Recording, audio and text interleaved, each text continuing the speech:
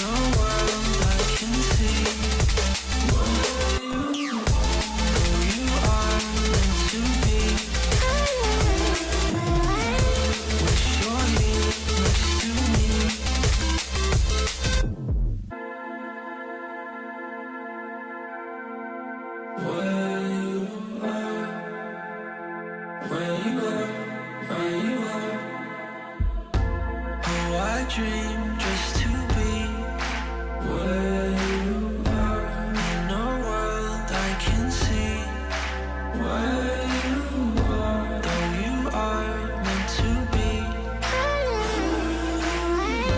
Wish you're here next to me, where you are.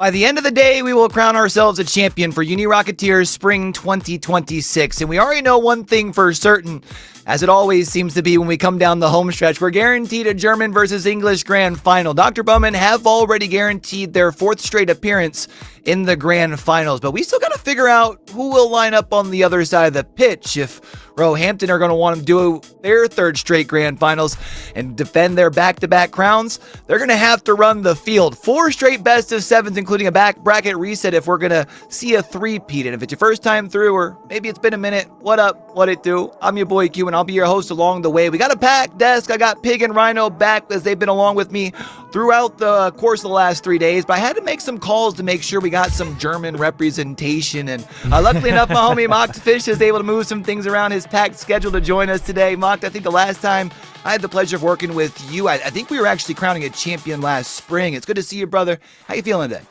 Oh, I'm feeling fantastic, man. I mean, we just ran through the diversion of, you phoning in an SSA and then me picking up. That's the way the telephone works, right?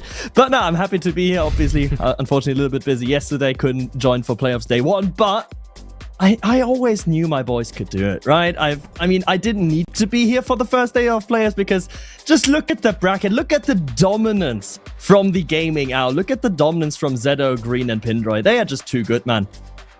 They have been looking really good. That is indeed true. Now, Pegasus, before we get ready to head into our final 4 here, how you feeling coming down the home stretch? Feeling really good. Look, I'm one of the UK boys over here. I know I've got Rhino alongside me that's going to be cheering on the fellow nationman.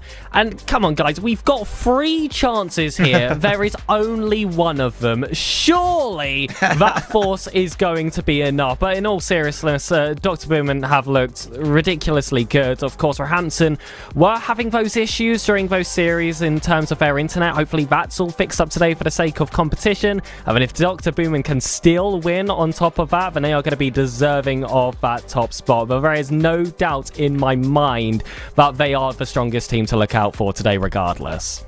It is interesting when we met in the green room, Mock showed up and was like, when did Warwick get so good? And I remember at the start of things, Rhino, you were like, this is a team to look out for. And right now they're sitting in that lower bracket finals. You definitely gave us a heads up there. And how are you feeling before we go into our final day here? Yeah, Warwick have been one of those teams that have just been pretty consistent across the entire event. They looked really good in Swiss, getting through 3-0 completely unscathed, and now that they're here in this double elim, they walked past PXL and Birmingham. They got a game against Dr. Bowman and played them pretty close as well in a few of those other games. So Warwick are a surprise package right here. They're looking to upset the grand final that we actually expect to see between Dr. Bowman and Roehampton. So For me personally, I think that semi-final is going to be interesting, whoever comes through into it. I just want to clarify one thing, right? Because, yes, I was surprised to see Warwick doing so well, but that was because I come from an era, you boys wouldn't know, back in the day, when Warwick seemed to have a lot of promise, but then always crash out and underperform in like top 16 or whatever. So there is reason for my surprise, and obviously, if Warwick is doing well now, that's fantastic. It's better for them. But I'm also the resident UK hater, right? I have a role to play. I have a job and a title to defend, and I will defend that one passionately. We'll see if the Roehampton boys will be able to defend their title, because they have, of course, have won the last 2 times we have convened here, and they've squared off against Dr. Bowman in the last 3, but they will have to run the day here. They'll have to run 3 straight series starting off in this Birmingham series. I think of the 4 squads that are in this Final Four, I feel like Birmingham probably the one squad I think we had the most questions about. And I guess my question for you guys going into things, I guess we'll start more with you, Rhino, is going into things here for Birmingham. What do you feel like this is a team that is playing with house money at this point, or have we not quite seen the potential of them really being able to push it to the next level here? Oof. I do think they are definitely playing with house money. There will be no expectations for them coming into today. There really will not. And for that reason, I think they can. I mean, Maj10 mentioned it yesterday, right? When we had the interview with him, he was kind of like, well, we don't want to focus too much on it. We don't want to get inside our own heads. We don't want to overthink. And that is the right thing to do, especially against the top teams in this competition.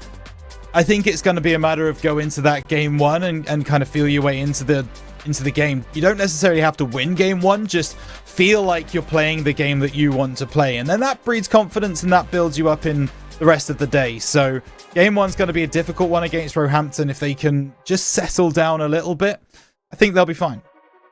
Definitely quite the monster to be playing against in the first series. I mean, I guess if you're going to have to run, just as much as we're talking about Roehampton having to run the gauntlet, Birmingham would have to do the same thing. I guess if you're going to have to start it off anyway, might as well take out one of the top two contenders, what you would figure here, right? But Pegasus, I guess my question to you for both of these teams, because if you are looking to run the gauntlet, it's potential. Well, you'd have to win 4 series, 3 at least to force that 4th. That's a lot of games. How important would it be here as far as the lower bracket semifinal to wrap things up quickly? Well, we actually haven't seen a Game 7 so far in the playoff stages. We've been given the gift of the 6th in a few of those series sprinkled through. But for Roehampton, especially against Birmingham and Warwick, they would back themselves in those series to get that done rather quickly, as they have done historically, of course, in Uni Rocketeers, as they have been doing in BUEC as well.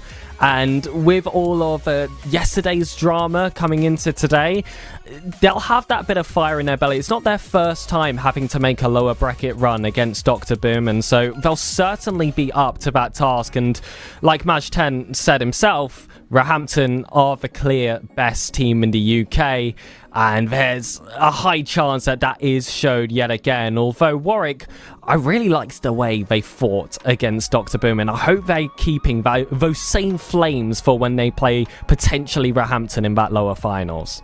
Yeah, it's at least nice for them that they have like the day off, right? You can kind of regather a little bit. Maybe you've even got a chance to watch the VODs. Maybe, hopefully not overthink things too much, because you don't want to overcook, but definitely want to be able to address some of those mistakes. And, obviously when we saw for Roehampton an early entry into that lower bracket, basically due to the fact that they weren't able to get through 3-0 in the Swiss brackets, they had Dr. Bumman relatively early. They played them once here and they fell. So now they're down here. They're already starting off in that lower, the top 4 here, right? In that lower bracket semifinal. Max, I guess my question for you, we know that this team has a lot of experience, right? But for a team that is already having to start the climb, I mean, how important would you say is setting the tone through the first 3 games? Well, the thing is with Roehampton, I think actually it's really good for them that they have such a tough series early on.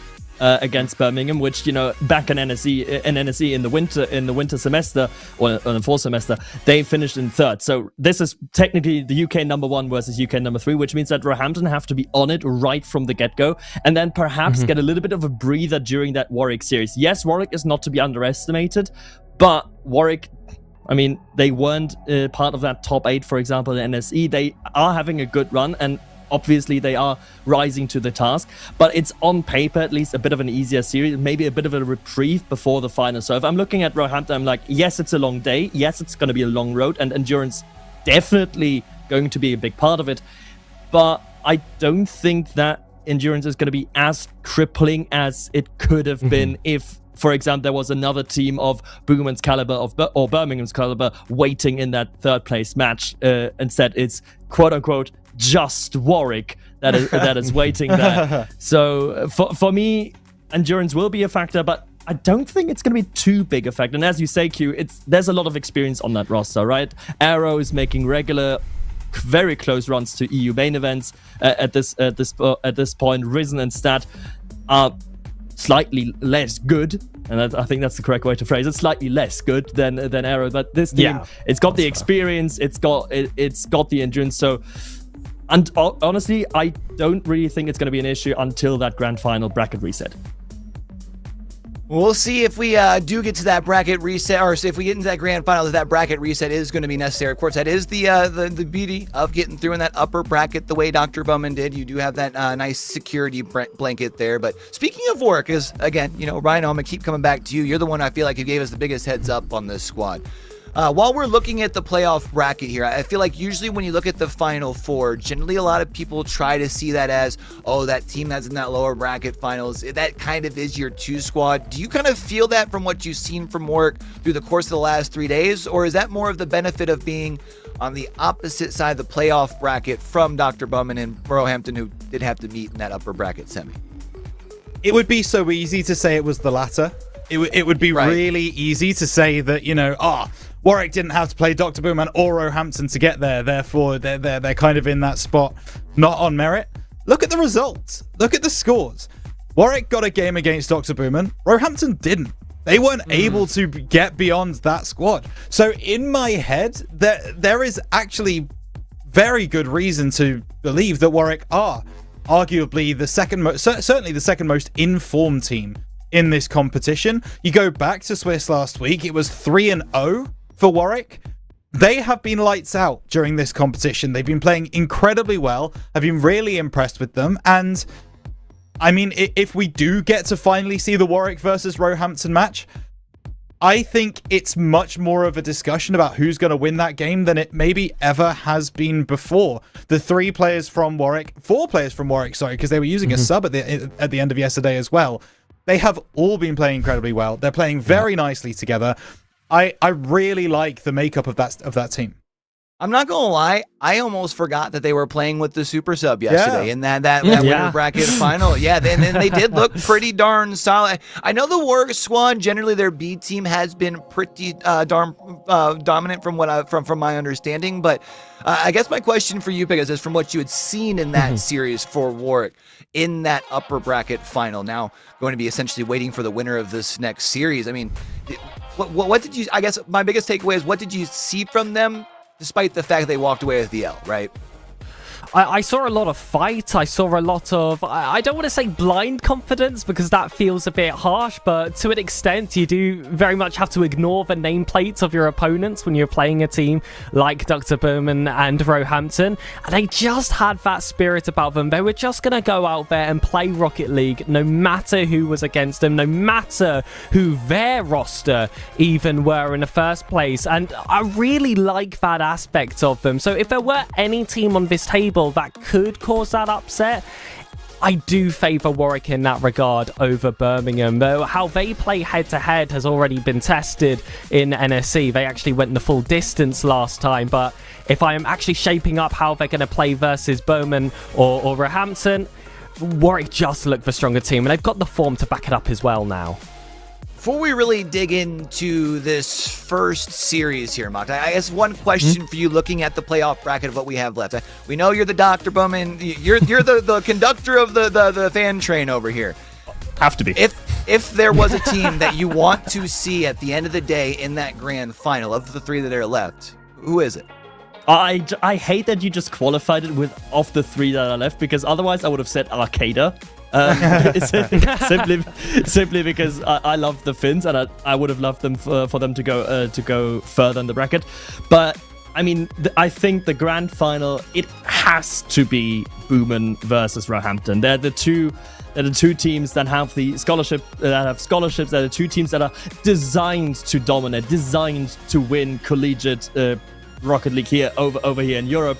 So honestly, for me, that is the final that simply needs to happen, and is it is the chosen one, for that lack of a better phrase.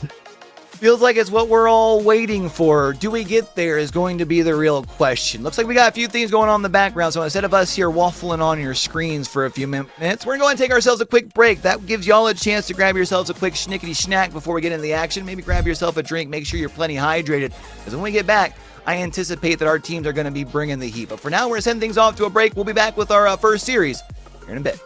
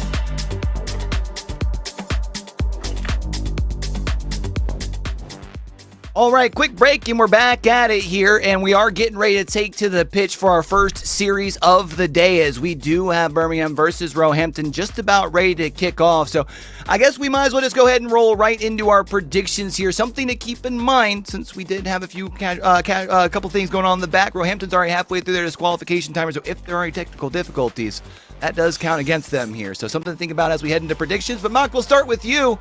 Who do you see taking home this first matchup?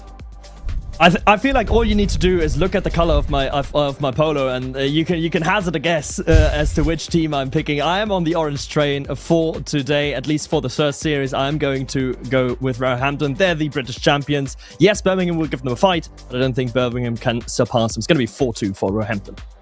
Giving them 6 games. I love it. How you feeling over there, Pegasus? You feeling about the same way? Look, I've been the Match 10 Finty biggest fan for all of the streams so far, but this is just an inch too much for me. It's going to be Roehampton again.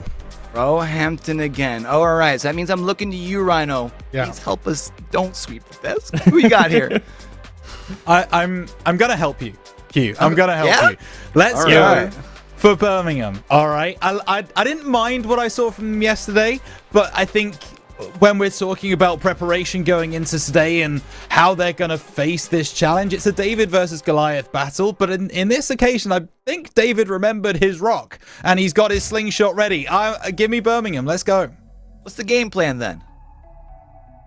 Shoot the rock in his eye. No.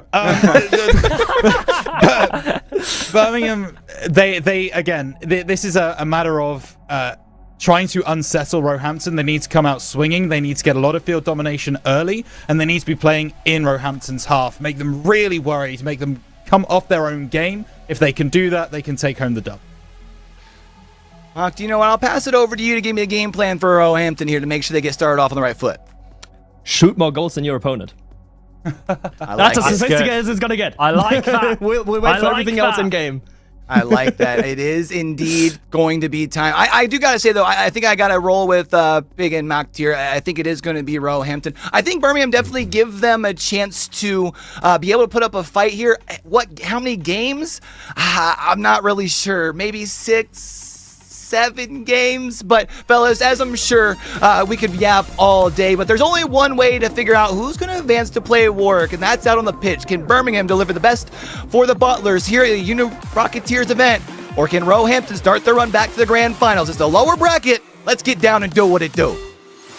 The gritty boys from Birmingham take to the pitch against the posh boys of Roehampton. It is an all-English battle in the lower bracket semi-finals to see who will be facing Warwick in the lower bracket final. A best of 7 between England's number 1 Roehampton in gold and England's number 3 Birmingham in the black and Q. Let's have at it. Let's figure out who's going to come out here and set the tone. We do know that both of these squads, if they are going to look to run the table today, Mock, would really like to be able to end things early, which means being able to come out with like a really nice villain streak, I feel like, in this first game. Not only is it going to be about asserting the tone on the scoreboard, but I feel like setting the pace, being able to find those extra demos, really making sure you're controlling both sides of the field. And this is all going to be about control. Both these teams know and respect each other. Both of these teams know what's going to happen if they don't. There's a lot of individual quality here on the pitch, but how good is the team cohesion? Obviously, Roehampton, they are on scholarships. It's always worth mentioning. They are, more used perhaps to playing with one another, but at the same time, on the side of Birmingham, we've got the the long-standing duo of Serger and Match 10, and have been known to make quite deep ROCS runs here in Europe as well. So I feel like this is very much a series queue that can be decided just based on performance on the day. Yeah, we even talked to Maj 10 at the end of the day yesterday. We do know that this is essentially the last hurrah, and surely would like to end things on a hot note. Whether it's just giving Birmingham their best performance, which would be with a dub here. I think they've only had a top 4 finish as of the last couple of years, but then to be able to push the distance from there, I thought that was going to be an easy one, but it does at least ring off of the post. Still pressure here, though, for the Bottlers as they're trying to find their first. Birmingham coming out hot, coming out swinging, putting Roehampton under a bit of pressure. Sergio, it's against the backboard. Instead having to clear their lines. It is the Bottlers, though, that come in, and they do come in a little bit hotter than Roehampton. We've questioned a lot about preparation on the pre-show desk. We know that Birmingham are a team that take it very seriously, and Roehampton can be a bit lax from time to time, so maybe they take this game one really for warm-up. This could be an opportunity for the Bottlers, though, to go ahead early. Aero tried to be met by Maj 10 in the air. Risen following up his teammates' touch, but nothing of great danger happening just yet here in this match on either end of the pitch. Yeah, I will wonder, as far as for the side of Roehampton, we know that they showed up a little bit late to the pitch. How much warming up had gone on in the background? Because it feels like just a step slow, it almost seems, out on the pitch. Like, yeah, they've had a couple of looks down on the blue half, but not the same sort of threat that we've seen from Roehampton between the 2 days last week as well as yesterday. It seems like they're still trying to catch their stride here, man. Certainly does seem that is the case. This is not the infallible Roehampton that perhaps we have been grown accustomed to, but yet it is still a very, very dangerous one. Arrow to the skies, he goes. Risen, shot on target. So yeah, there to usher it into the corner, get it out from danger. Roehampton slowly but surely ramping up. There's once again the Polish catalyst here in Arrow that has to do a lot of the heavy lifting, that has to do a lot of the, well, getting the ball into the dangerous areas for his teammates. Stats finds a Demon, tries to 50 his way through, but he cannot find a way through Maj 10. Oh, Maj 10 gets just enough of it, but they still have pressure down here to Roehampton. Ball back towards the midfield line, but it's Arrow who's going to be able to pick it up, knocked aside, and Zarya's not going to be able to find the control. Matter of fact, it's a wide open right side of the net. Risen punches right on in, punches this one home. Roehampton take the lead. The openest of near posts means the openest of shots for Risen, and, well, we've talked about the quality that the Roehampton players have all pre-show long. This is an incredibly talented roster. This is a roster designed to win. Instead, trying to put a second one in here. Not going to happen for now. Risen backboard once again. Birmingham, despite a promising start, have also been lacking a little bit in offense. 6 shots, and honestly, only about one of them really was dangerous at all. And it really had much threat to him for sure off a lot of those shots. It is still game one, and it is the longer series, being a best of 7. Sometimes teams take a little bit longer to try and get the read on the opposition. Good news is it's still just a 1-goal game. There's a chance that things can turn around here if you are the Bottlers, but it starts with the clear out of your back half. Risen looks for the second tap of the corner. It's a pass to the middle, but Stat's shot will be denied by Finty. Still, though, for Roehampton, it's another look across the net, but the pass has nobody there to field it. Stat now looking for Risen, trying to put in the second here, using that left flank of their attack, but Roehampton, time and time again, run into problems. It is too choreographed. It's quite easy to read here everything for the Birmingham defense as they now transition down the pitch themselves. With little success, though. There's a demolition in the background from Maj 10. Sergio against the back, but not really quite waterfalling down. Finty's shot, though, is going to provide some danger. Risen to the side and Arrow away. Big clear, 15 seconds, sends it deep into the Bottler territory. One more look at it as it's Finty who fields it off of the back wall. Has run out of gas, though. It will sink itself deep inside the territory. Finty pass towards the middle. Oh, you thought there's a chance, but Maj 10's shot will be denied by Risen, and zeros on the clock means Roehampton will take game number 1. They take game number 1, but Q, I don't know how you feel about this game one, but it was a very awkward one in my opinion. For just from a dynamic of the series, it was like both teams still trying to figure each other out, still trying to figure out how they play on the day. There was little flow to what happened on the field. So this was, I think, a mere appetizer into the series, and it was a very weird appetizer into the series. Definitely interesting because when we look at the stats at the end, it tells me that there were 17 shots. It doesn't feel like very many of them were that memorable over game number one, really from either team. Like, yeah, you know that there were a plethora of shots. When you talk about threatening looks that looked like they were going to find the back of the net, I don't know if that's more based off of the defenses being able to put on the clamps in game number one, or like you said, offenses really just kind of more revving their engines and getting things started. At least the good news for Roehampton, you walk away with a dub in game number one, but Birmingham have to be feeling like they're right there. Yeah, they're right there. They're right on the tail end. But the problem is, well, if you're on the tail end, you are behind. And that is currently what's happening to Birmingham in a game that has been sloppy up until now. Looking forward to both teams cleaning out their act, finding their precision. As we go on to match number 2 here of the lower semi-final. Roehampton in front, but just by 1. Run back the scores, roll back the one that Roehampton found. Birmingham will still be looking for their first as they do take the pitch here for game number 2. And I guess the question really becomes for Roehampton, how quickly could you put yourself back into the driver's seat? Because if there is a chance to really be able to double down that pressure, we mentioned earlier for Roehampton, if they're going to go the distance, it's going to be a long day. If you can make this first one, even if not a sweep, like a 5-game series, you'd be feeling quite all right. But then again, I want to reiterate what I said earlier on the panel. I don't think endurance is going to be that much of a problem here for Roehampton. Going forward, yes, the day is long. I've seen plenty of times that you can also move yourself sort of into the flow state where you don't really have to think about the actions you're taking, where the mental toll isn't as big. And I think that's the sort of big target that Roehampton is going to try to achieve here, moving forward, not just for the series, but for the rest of the day. You achieve that by taking it step by step, one after another. Do not contest with the future just yet. You have a job to do in the present. That job will not make life easy for you in Birmingham. Zero tries to go to the sky, but once again finds this match in Surya. Still been sucked back in this half, it feels like, for a lot of this first. At this point, almost 90 seconds, while Finty will find a clear. Stat picks it up and will head right back to their back wall to be able to take to the sky, and that's up and over 1, past 2. Maj 10 will be the last defender, and well, they do get a nose on it. Everyone else has to go screaming back, which allows for Roehampton to play this thing and walk it downfield. Keep the pressure on the boys in blue. As soon as it enters into the orange half, though, Roehampton right back into possession. Welshman Finty trying to find a way through that Roehampton possession. But as of now, most of the touches that Birmingham try to find in the midfield find an opponent rather than a teammate. Double commit comes out. Will it be punished? Risen has got arrow in the center. Shot on target. It's going to be good. The Polish sniper finds his first.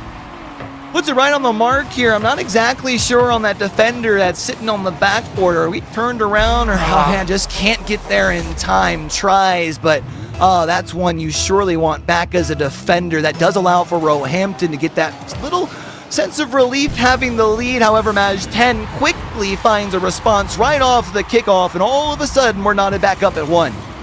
First goal for Birmingham here in the series. I don't even want to call it a kickoff strat. I think it was just a mess up from Roehampton. They tried something with a delayed kickoff, but it simply, didn't go according to plan, and Birmingham all over that. Maj 10.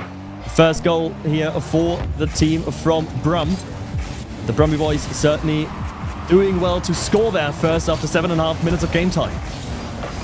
For now, all that matters is game 2 is tied up. If you can find the next one, you find yourself your first lead as well. It's Risen who, is risen up in the sky. Is looking to settle down a pass, but nobody home. A big clear comes in. Finty, 1 touch, make it 2.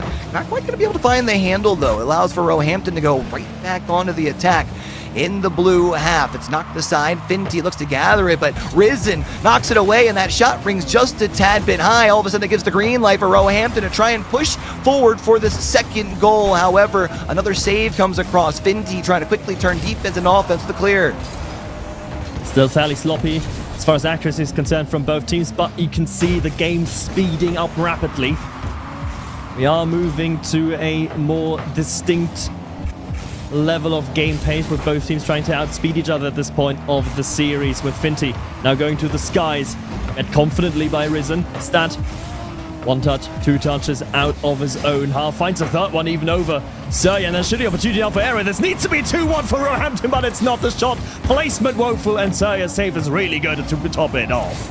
Defense refuses to break, still holds the line and keeps things tied up at 1. Aero looks for the double tap. Oh, is it 3 players all there? Serio's going to be the one who gets credited for the save, and I was worried if Roehampton would be able to quickly recover the rebound.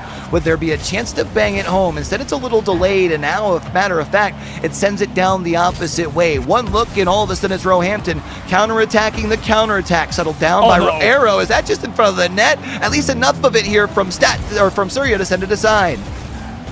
I don't know how Birmingham haven't conceded here. That is absolutely criminal whiffs on front of the goal line. Still all against the post for now. How long though? It's an opportunity. Great bump there from Risen, and Aero crossbar down. Yeets one in for Roehampton. Good bump on the backside here as well. Risen takes Finty and sends him off to the universe of who knows where. It means that there's nobody on the back line, and while needing a little bit of assistance from the top bar, getting enough to get the bar down ski, and now all you got to do is hold on for 45. They'll sink it deep into the Roehampton territory off of the kickoff, but now you've got to try and find a way to assert yourself forward. Hold on a second, I thought the bicycle kick was going to be enough. Follow up off of the board, and Finty off of the second rebound will knot things up at 2. Once again, the play that is developed right after the kickoff proves effective for Birmingham. True. I am concerned what that means for their, efficiency and scoring efficiency out of open play, but Q, at least they're getting goals here in Game 2.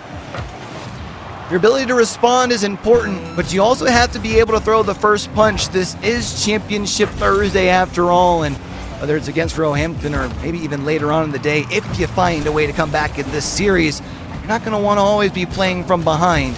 That's for sure. Here's Aero, tries to find the angle, and I'm pretty sure that would have been it had it not been stopped. Now it's going to be up to Birmingham to try and find a clear, but they've been denied.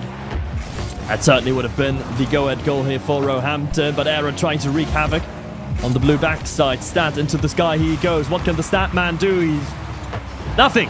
And it turns out with the ball now careening towards that orange corner, still it's going to be kept alive by the bounce. Not now. Risen kills it, and once again, it's kickoff time, and we know in Game 2, this has been Birmingham's territory.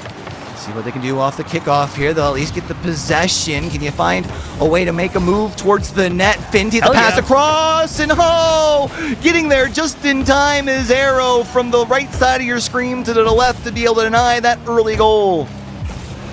Still, though, pressure remaining with Birmingham. March 10, can't quite get it past Aero. Second man rotating in. This time Risen on the defensive duties for Roehampton. Yet there's nothing to be had, no shot, no threat for that orange goal. Roehampton can easily clear their lines and now put the pressure onto Birmingham. In the corner though, nothing dangerous shall occur. March 10 now, skyward, the counterattack is looming, yet it doesn't come to fruition. Then pass up the field, not going to find its mark, but the second opportunity will at least keep this ball deep inside this Birmingham territory. Stat. Win the 50, even if it does only move it just a little bit more towards the corner, means Finty has to use all of the gas in their tank just to get it past 1, but that doesn't allow for them to get past the second and third defender. Roehampton still keeping the Bottlers pinned back. Stat picks the pockets around the midfield line, high in the sky, looking for the opportunity off of the reset, but Maj finds the save. Finty out of his own half-grid 50-50 on the end of that air drag, just to get a bit more breathing room, just to get a bit more time for his teammates to also collect some boost. Been consistent pressure for about a minute now from Roehampton. Birmingham, though, does not crumble under it. March 10, looking for a counterattack, finding Finty, long ranger, downfield, it's going to be high, and even worse for Birmingham, swept away by Risen momentarily. Now finally the Bottlers finding some presence in that orange half. Finty looking for a way through Aero, but he can't fight one, but you know what, March 10 can! And Birmingham, despite being outplayed and outclassed as overtime, have come away with a victory. This team as a whole couldn't even outshoot Aeros individually over the course of that game number 2. But it's efficiency that proves key as the Bottlers do indeed tie this series up at 1. I think the thing that's kind of crazy, despite the fact that there's such a big shot disparity, the possession's pretty well 50-50. It is if the possession is 50, but look at the field domination. That's Yeah. 57-43, right? That is perhaps the more telling statistic from this game. I do worry that this style of play for Birmingham simply isn't sustainable, and I always have Yeah. that worry with teams that are playing more on the back foot, more defensively, and that's a big problem. They are being pushed into that defensive zone of theirs, right, Q? And where with Roehampton, it's just full-on pressure, offense, everything looking well, and you can easily replicate that one. Yeah, I do gotta say though, as much as I often worry about the team who is constantly playing in their defensive half, or at least the way that it feels when they're constantly in their defensive half, it's not like they've surrendered that many goals. I mean, 3, despite the fact that there has been so many shots on their net. It feels like they're starting to figure out the counterattack. That is going to be what they rely on, and maybe, just maybe, they can allow the confidence from Roehampton to allow for people to be able to allow for the confidence from them to let Birmingham back into it. But let's go and take the pitch for game number 3 and see who's going to put themselves halfway to that lower bracket final. Confidence can ever so quickly turn into overconfidence, especially if you're Roehampton, especially if you're used to winning, especially if you're used to dominating not just the United Kingdom, but also Europe. So this is a dangerous thing to be too confident in your own abilities. Realism still has to be part of it here for Roehampton, and yes, this game might have been stolen away, but you cannot allow it to discredit Birmingham's efficiency or anything else than what it is. And what it was class shown when it mattered most. Match 10 will get demoed here as they get technically trade out, so a quick 2v2 just for a moment, but of course off respawn, that means Roehampton will have the man advantage, and they'll try and see if they can flip the pitch here. It's high in the sky. Arrow looks to gather it and carry it the distance. Follow-up shot here from Risen will be denied by Finty. And now it's the Butlers who get an opportunity the opposite way. Surya will lose the handle, though. Ball gets just a little too far away from the hood and means that there's Roehampton who has a chance at it. It's under 2, but it's Risen who finds the save. Or sorry, Match 10 finds the save. Immediately the counterattack once again ensues. Finty! Somehow Stead gets it onto the crossbar. I don't quite understand how. Physics do be physicking in favor of Roehampton at this point. 90 seconds through here in game number 3. Are still tied up at 0. Birmingham's defense still been doing a great job of holding the line. Yeah, in the first 90 seconds, you've allowed 5 shots on target, but still none have found the lace. What's going to be important is how quickly can you find the back of the net on the other side of the field. 2 players deep inside the corner. You got to make sure you find at least a touch, especially as the third does get demoed on the back end, and still having the ball buried deep inside this Roehampton half. It will be a chance for them to get to the midfield line, but it's pickpocketed, and Maj 10 buries it, and Birmingham will have their first lead that isn't in overtime here in the series. Great piece of misdirection there from Finty and Marsh 10. Good communication. Sending Arrow to the shops, never to return. Birmingham up by 1 as a result, and as you say, so important that this goal comes in open play, that this goal is not a result of some kickoff play or some counter-attack shenanigans. This was just well-executed offense here from the Butlers, moving forward with confidence in their stride. Finty looking for Marsh 10 once again. The pass a little bit too high. Stead will have easy pickings with the first touch. He does get a dunk on Surya on the end of the second one as well. Roehampton, they are in trouble. Perhaps did not expect that Birmingham would give them as much of a fight as they do. Can't help but wonder if maybe it was seen as kind of like a little bit of a trap series here. It was more looking ahead to Warwick, figuring that this was going to be an easy opportunity. Risen's shot will be denied, and it's going to be off the other way here for the Butlers. It's Finty tries to find the angle. Stat will be able to find the save, and it's Maj 10 off of the sidewall, who tries to gather it, but has it knocked away, and now it's Roehampton, the counterattack to the counterattack. Arrow pass back to Risen, up for Stat, but that shot rings off the post. So yeah, sweeping away any danger that might still have lingered in the blue half, and Roehampton have to build again from the back. Arrow looking for Stat.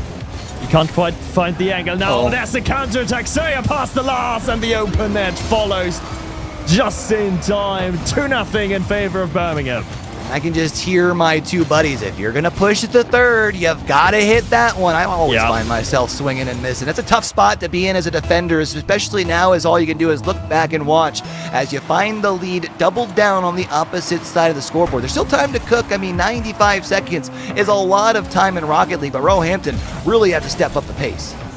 There's a lot of time to cook, but also there's seemingly a salt canister next to a boiling pot of water, and someone dumped the entire contents of that bottle into said boiling pot of water.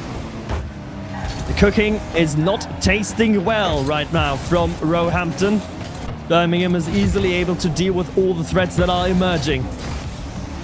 Arrow looking for Stat once again, but once more the pass is there. The accuracy is not from Roehampton. Arrow, what can the Polish man create here? Something out of nowhere for Roehampton. There's the goal that slashes the lead in half.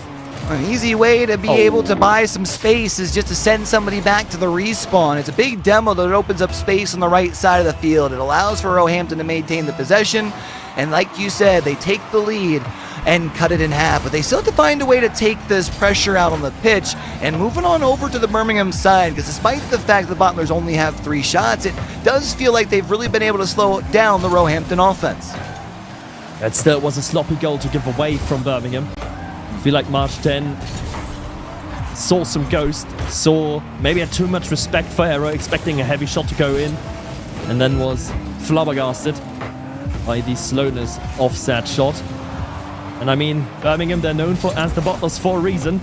This isn't over until that timer hits 0 and the ball has hit the ground afterwards. Triple commit in their own corner now for Birmingham, allowing Risen a bit of space, and he's certainly going to use that. Lands on the sidewall. No boost to his name, but at least gets good 50-50s. Arrow opportunity. To the corner he goes, off to the backboard. The pass center is there. Risen shot is 2! And Birmingham do indeed bottle it into a potential overtime. I'm not gonna lie, when it went past Stat, I thought that was it. I saw Risen was sitting on no gas and didn't think they would be able to get across the pitch in time to be able to put a shot on target, especially with time expiring. But somehow, some way they do it. We're knotted up at 2, and once this ball touches down, we're gonna be off to overtime. Well, unless maybe there's a chance here as the ball does stay up in the sky. It's Risen high in the sky, has a little bit of gas to work with, tries to dunk it home, but it's Maj 10 who beats it down. And after a game 2 that was very much Birmingham stealing it from Roehampton, will we see in this game 3 overtime perhaps the revenge of Roe? Will we see Roehampton clutching up and taking this game number 3 away from the Bottlers? Risen, layoff to Stat will fail, is intercepted by March 10. Arrow's going to try and find a way out of the back half here. We'll have the ball picked, but luckily Risen stepping up to the plate and will be allowing Roehampton to still be able, well, I thought was going to be able to find an exit valve here, but one more 51 here from Birmingham, and all of a sudden they're down on the other side. Surya passing back, and Maj 10, a dagger to the top left corner, and Birmingham steal another one. They might have bottled it in overtime, but I'm going to tell you what, that ground pinch from Maj 10 is going to cement Birmingham perhaps as the overtime kings in this series. Twice on the trot now. They have beaten Roehampton in OT. Back-to-back close losses like that, I would say for most teams, could start to be a little discouraging. This is Roehampton after all. I mean, they've got a lot of experience on this roster. However, I don't know if they can come back from a 3-1 deficit. So as we do get ready to take to the pitch here for this next game, it's about as must-win as it can be without it being an actual elimination game, it feels. I love the best of 7 for that, right? Usually in the best of 5, you don't get that time. The series is over so quickly, but now we can look at this game 4 and be like, yes, this really is a must-win game for Roehampton. Being 3-1 down and having to find the gentleman's reverse sweep, I don't want to say it almost never happened, but it almost never happens, right? That is the big problem here for Roehampton. So, honestly, if I'm a player, if I'm Risen, if I'm Arrow, if I'm Stat, I'm looking at this game and I'm like, boys, we have to go in head first and just from the first second of that fourth game, have to bring our A game. Well, it is definitely interesting to see all 6 players very quickly taking back out to the pitch. I would have thought after seeing 2 slip through your grasp on the Roehampton side, maybe you would have decided to pump the brakes a little bit. We do have the availability for teams to call that tactical timeout, but instead, they're going to come right back out here. And, well, yeah, maybe that allows for them to just kind of play through their feels a little bit because they have indeed been close. If they drop another one, they're going to be in big trouble. However, 19 seconds into this game, they're already in the driver's seat. Seems like the tactical timeout is not necessary here for Roehampton after 2 consecutive overtime losses. It's risen to put it over the line for Roe. 1-0 inside the first 20 seconds. And with that, it is Birmingham with their backs against the wall, and Risen trying to find a second one, but is denied by a brilliant save from the Welshman Finty, keeping the deficit at just 1 for Birmingham. For now, question is, can you find a way to, maybe if you're Birmingham, still keep the possession down here and find a goal on this play? Oh, was that a self-save? And now all of a sudden it's going the opposite way. Luckily enough, Surya will be able to retreat back and send it towards the corner. Pumps the brakes just for a moment here for the Butlers. And now with the Kablamo and a bump as well, there's a chance the opposite way. However, a swing and a miss will slow down this attack. Big whiff, not enough trust there in the bump from Surya on the side of Marsh 10. Unfortunate scenes for any Birmingham supporter as the Butlers do miss out on a great opportunity because of it. At least they scramble back to defend. At least they do not concede on the immediate counter-attack following that mishap. Risen can only get it horizontally. Again, no control exerted from either team. All passes at the moment just find the opponent. It's just a game of ping pong with the ball going to the opponent at each and every step of the way. Surya up high against Risen. Marsh 10 looking for Finty, looking for the teammate, but Finty simply doesn't turn around for it. I don't know how familiar you are with ping pong, but I feel like this is that type of ping pong where both teams are just playing very basic, kind of waiting for the opposition to make the mistake. And well, yeah, there's some sort of sense of that usually in a sense of Rocket League. You still have to apply some pressure to kind of force the mistakes from the opposition. I feel like both teams playing super conservative despite the fact that it is still relatively early in this series. There's a chance here though. Surya rises up. Surya is going to be able to get enough room off of the bump on the back end, and that's going to be a goal that ties things up at 1. Just look at the aggression coming out from Birmingham. It wasn't choreographed at all. It just came in it's a spur of the moment thing. 2 bumps connect with the opponent, and in the end, then there is Surya to punch it over the line. But yes, I do agree. It feels very conservative, this game. It feels very much like a sort of moment of trying to induce the mistake into your opponent. And hello, where did that goal come from? Marsh 10 gets a great dunk, and then Risen's just pulled out of position. And that's wide open, bud. Finty's first one there. Nobody back on the backside, and all of a sudden it's like a nightmare. You just try as hard as you can to pump the legs to get them moving, and you just can't get there in time. Is that another one off the kickoff? Oh, no. Oh, the can's open. There's beans everywhere. Someone please clip Risen's face. That man does not look present. Let's put it that way. That man does not look like he's enjoying himself, just even in the most minuscule amount that you could think of. Fantastic facial expression from the Brit. Well, yeah, I would be quite cross too if that's how I just conceded my last 2 goals. Still time. It is a whole half, and Roehampton definitely have the ability to pile it on, and it starts with 1, and how about that one there as Arrow able to stick right on in. It'll give it credit to Risen for the pass that's across, but really it's a nice defensive play from Arrow. Sticks the nose in and picks the pocket before they can even solely take possession the opposite way. It's just good measured aggression from Arrow, and also a great read from him. On Marsh 10, he knew that he would be taking the ball into a dribble. He knew that he would take the ball inside, or try to at least, and completely punishes that. But hello, that's another demolition. Finty is there, and he will not be denied. 2-goal lead has been reinstated by Birmingham. That's tough. Just as soon as you feel like you get close, on the Roehampton side. Birmingham find themselves another. Of course, you can still look up towards the middle of your screen. 2:12, plenty of time. But your defense does have to start holding the line, and there's a chance even off the kickoff that they could find another. Stat finds the save, but now Stat looks to go the opposite way. A big booming clear down to the blue side, but unfortunately they're not going to be able to keep possession down on this half.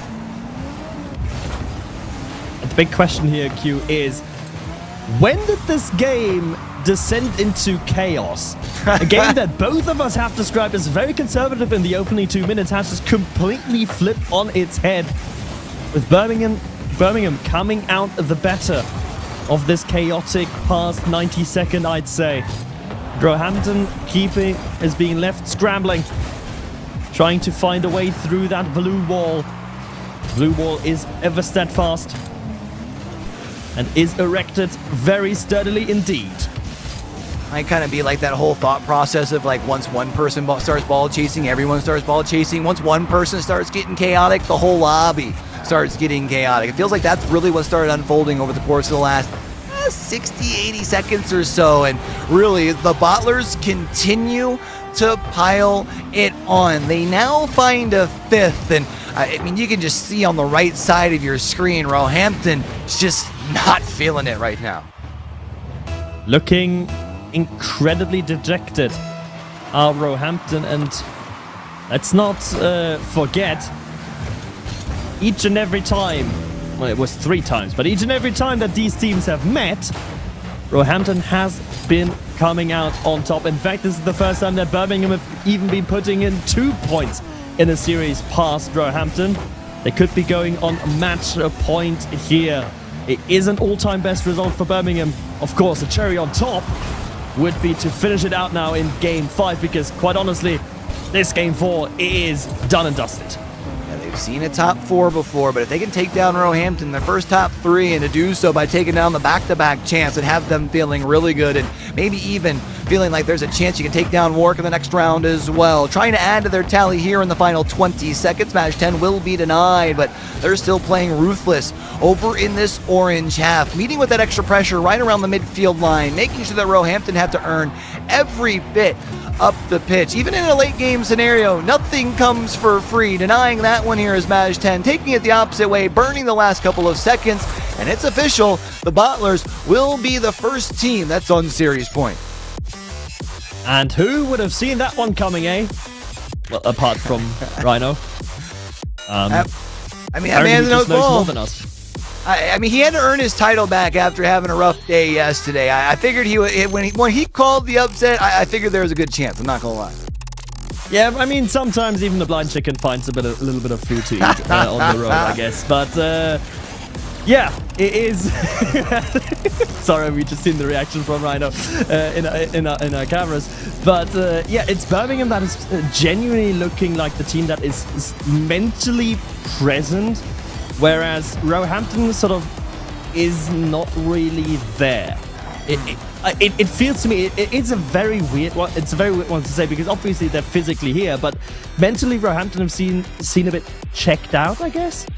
I mean, remember, they did show up late. I can't help but wonder if they just kind of felt like they would be able to, hey, show up. Who needs a warm up? Birmingham is our warm up. What are you talking about? And then all of a sudden, kind of like Mike Tyson says, right? Everyone has a game plan until you get punched in the mouth. And while Roehampton might have been able to come out and steal game number 1, that was a 1-goal game. Once the offense really sparked up on both sides of the pitch, it's been the Bottlers who have had complete control. They've won 3 in a row, and they look to be able to complete the gentleman's sweep. We'll go ahead and put the 5 minutes on the clock, zeros on either side, and let's go ahead and get down and do what it do.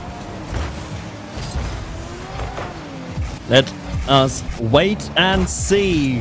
There's one thing about getting to match point, but a whole different ball game converting it. We say it time and time again, but it is because it does hold its truth time and time again. Suddenly it all feels off. Suddenly it all feels awkward. Is Birmingham going to be one more team that suffers with this fate? Finty's shot is perfect! He does not suffer one bit. Slotting it, I don't feel like it really does it justice. Pixel perfect, Maybe. I mean, you get just over the hood of one. Everyone trying to flip to the opposite side of the goal line. No one getting there in time. And when we talk about for a Roehampton squad who really needed to be able to come out on a hot foot here in game number 5, they're already playing from behind. I thought maybe he was going to be finding a second one there with Surya, but Risen finds the save. I've got another qualifier for you, if you don't mind. What about world class to describe that shot? I can go with world class. I can get with that one there, Mark. Hey, let's go. Yeah, it genuinely was an amazing shot from Finty. Really placed, a lot of power behind it as well. No chance for anyone in Roehampton's net, but hang on, Birmingham, they are conjuring up something, but unfortunately for them, they have got the wrong ingredient in the potion and now have to retreat back on defense. Against the wall here is Birmingham, but quickly looking to try to go the opposite way. It's Finty up in the sky, gets the reset off of the ceiling, but can't keep the control of the ball. Zurya swing and a miss, which means Maj10 has to make some sort of connection. Sends it to the side wall, but does get bumped off. So possession still for Roehampton, trying to settle it down. Ferrero to pass across, and it will be Stat who gets the first touch. Second to settle it down, but no one home to be able to slam it. It's Maj10. Not able to get it past Aero. Birmingham once again double committing into their own corner. They do have a tendency to make that mistake. Yet none of the times it happens, and it did happen plentiful, Roehampton were in a position to punish it. Certainly though some that Birmingham have to be watching out for as this day continues. Sergio into the mixer. Finty deep third being employed by Birmingham. They do not want to run into a counter-attack unforeseen. Maj10 looking for a counterattack on that left side wall. Will be able to push it all the way up the field. Has some space to work with, but Aero will be able to meet with some resistance on the back wall. Settling it towards the middle is Finty, but everyone for the Butlers really more okay with just committing back to the defensive rotations. They'll retreat back because they do know that they've been doing a pretty solid job on the back end. Even when we've seen Roehampton be able to pile on shots, they always somehow seem to find the saves. Aero keeps the possession, flipping over one. Now it's a settling pass to the middle. That was actually a shot, but it's Maj10 with the save. Maj10 coming in a nick of time and rescuing Birmingham from the Londoners' attack. Roehampton trying and trying, but every single time their plans are thwarted at the hands of the Birmingham defense. Coming there like clockwork. On the line, off the line. It is a good performance from Birmingham, to say the least. Yet they do have another 100 seconds to survive. Instead is going airborne. Surya to the side. Boost reserves running low, though. Only Finty with any meaningful amount of boost in his tank. A demo, or bump rather, does connect. Roehampton still trying and not being successful in finding a way through this Birmingham defense. Birmingham defense, though, playing scrappy and really making sure that Roehampton is earning every little bit. I mean, they've only been able to find 5 shots. When I say 5, that's been a low tally for Roehampton thus far through this series, and it definitely feels like the clamps have really been stepped up on the Birmingham side. It will be Risen who looks to send it deep into the Birmingham half, but there's 3 players who are all there looking to find a clear down to the other side of the field, and now it's Aero with an empty gas tank who sends it towards the corners, picked up by Finty, looks towards the net, but it's Risen who picks the pocket. Risen gets it down from under and gets it into Stat. Pass 2. Finty, though, no problems again. Birmingham with that deep third. Will not be outplayed so easy. Devil might do it, though. The shot wide. Still Birmingham now on the scramble. Roehampton on offense. That pinch not really connecting the way they planned it to. Okay. Great little piece of tech there from Risen. The layoff to Stat is a little bit too wide. Pass just can't slow down in time before it goes all the way to the opposite side of the box. There's just not an angle to play from there. And now not only do you not have the angle, you don't really have the time. It's only 12 seconds left in this ball going back towards the midfield line. Aero will try to settle it down, but it's onto the hood of Zurya. And Zurya passed the second as well. Remember, Birmingham, they don't need to score. All they need to do is burn this clock. It's officially zeros on their clock. And once this touches down, it's the upset. Birmingham comes in and takes down the back-to-back champs and only needs 5 games to do so. 4-1 elimination for Roehampton, and much like HS2, a lot of plans have been made, but a lot of plans need to be scrapped for the Londoners as the Brummy boys take it through and have now met their date with Warwick in the lower bracket final, and they do get a shot at revenge. This was quite an encouraging performance from Birmingham, and Roehampton Q was nowhere. Yeah, it just didn't seem to show up here on Championship Thursday, and that's tough. You made it this far, and then all of a sudden, when it comes time to really solidify your chances for that third run in the grand finals, I just can't seem to get out of the gates. They were able to get one, but only the one, and then surrendering four. I think the big thing for me, Mach, I think for the Bottlers here was showing a really good job of being able to rely more on the counterattack versus just simply having to control the pace of the game. But that's going to be something that they're probably going to also have to do here in these next two series. Yeah, they did have to control the pace, but I feel like the next series is going to be so different just from like the outset, from everything, from the dynamic. So I don't know how much of their game plan they can really take over into that next series. We know one thing: their defense is solid, and their offense is quite efficient. That is some learnings that we can take from the series. But honestly, I feel that that's the only learnings that are going to be of any value moving forward here for Birmingham.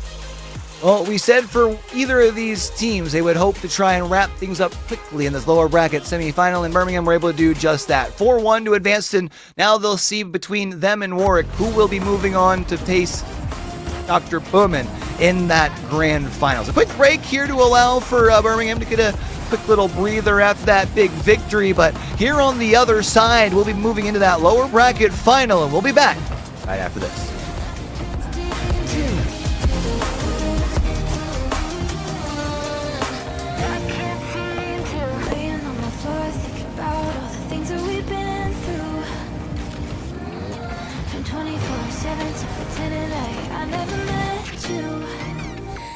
For the best, cause I know we're a mess every time we're together.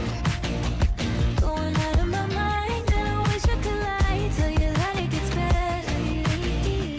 Now that you're gone, they say time should heal, but it's been too long. Couple months where I can't seem to move on. I can't seem to move on. I can't seem to.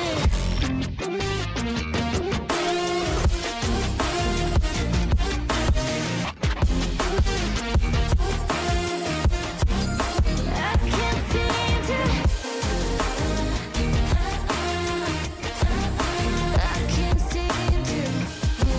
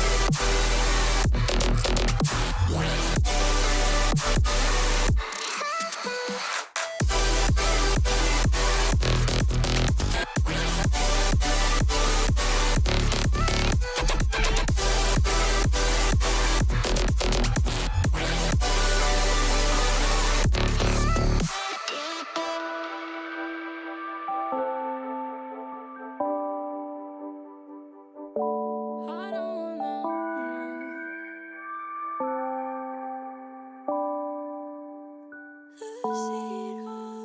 no.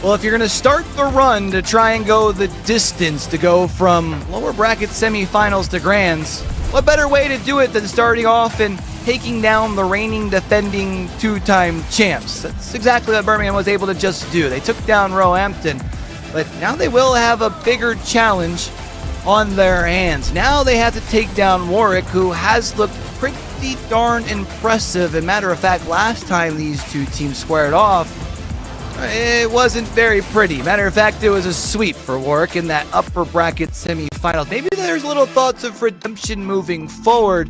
But, you know, I guess my first question to you, we'll start with Rhino, is for Birmingham, now that you've got momentum, is it going to be easy to carry that over to a team that you really did not look very good against last time you played? Well, firstly, I'd just like to say that as the only person to have got a prediction right tonight, it's a pleasure to be back on the panel. Okay, all right. Jeez. Look, there's Let this definitely guy a point get to be one made. right, and all of a sudden he's got a big head. It's crazy. No kidding. Producer, please inflate Rhino's head. Producer, can we You know mute what? Rhino? You could also. That's totally fair. The momentum will be really strong from Birmingham because they will have now realized that they've beaten the second best team in this competition. They should be able to get to the final. They should be able to go the distance. The only problem that they've got is, as you rightly say, they're playing against a team that they lost 4-0 yesterday. So there's two kind of mental battles happening at the same time against each other. Not sure which one will prevail. It's going to be dependent on how Warwick come out in the game. Yeah, it's definitely an interesting dynamic, obviously. Birmingham just on screen, got to play a series that Warwick have been kind of idly standing by Pegasus. You figure probably doing some warming up, but you do also get the benefit of watching how that last series went. See how the Bottlers are playing on the day. Do you feel like that's enough of a extra benefit here for Warwick to be able to come in, despite the fact they haven't been playing live games, to still feel comfortable as the, I guess, favorites moving into this next one?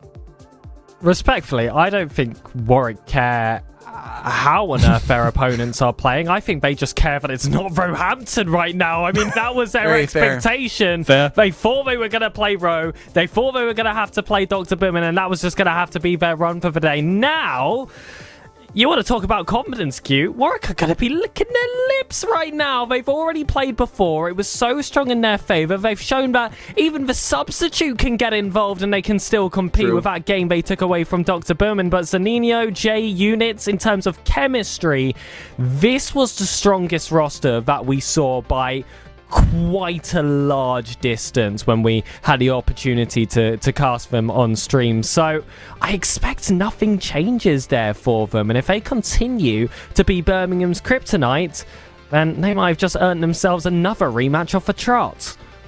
I think we had seen on the Be Right Back screen, we all got a little giggle out of the throw Hampton. But I guess my question for you, Mocked, for Birmingham, do you really feel like you're able to build up here and feel like, yeah, that was more off of what we did? Do you feel like it was more off of what Birmingham was doing right? Or I felt like multiple times during that last series, we said that it was just Roehampton seemed flat. They were slow out the gates. What would you credit Birmingham's, I guess, success in the last one to more? It's definitely more of success of their own making rather than just capitalizing off Roehampton's mistakes. Yes, Roehampton wasn't playing to the level we expect them to, but it always takes the other team being there in the moment, being there and punishing the mistakes that were happening. And I want to give full credit for Birmingham for that, given that, you know, it is a difficult game to play. But now Birmingham, perhaps, they face something different than Roehampton. Roehampton is difficult because you know it is difficult, but now they face something that is difficult to sort of understand, and that is their curse as being bridesmaids. They have finished basically P3 every time when they do come out and do have a strong shot and maybe challenging for a title. They bomb out at this exact stage, and now this is a mental block that we're talking about, and especially against a Warwick where the potential to bottle, despite losing 4-0 yesterday, is quite large. Always the bridesmaid, never the bride, is what Mocked is saying. And looking through history, definitely has been the case. However, they've came out on fire. Rhino, you kind of gave us the early indication that this is a team that we should be keeping an eye on from Warwick. Do you feel like from what you've seen from Birmingham in that last one, is there enough to sway you away from that confidence that you had in Warwick? There is more. That's for sure. Yeah, it's one of those situations where I think if we were going Warwick versus Roehampton in this moment, I think it would probably be a Roehampton desk sweep. But now with Birmingham being thrown into that conversation, It's going to be Birmingham. It's going to be a really tough one. But by definition, Birmingham are the team with the momentum. They have taken down the absolute behemoth, but we can't take away what Warwick were able to do yesterday and the way they were playing. I genuinely, before going into this game, I see it as a 50-50. Yeah, it's a really, really tough call. It's definitely going to be a tough call. I feel like this is one of those series that I feel like really kind of depends on what Warwick is going to be able to do coming out the gates. We know that Birmingham is warm. We know that they have the ability to hit the ground running. We've also seen, though, of course, from in that series yesterday, Warwick does have the ability to come out on a hot foot. I guess my question for you, Biggest, is how important are these first two games for the side of Birmingham? Because of the fact that they got swept, we know that they have momentum, but does that come to a screeching halt off of just the back of one or two losses?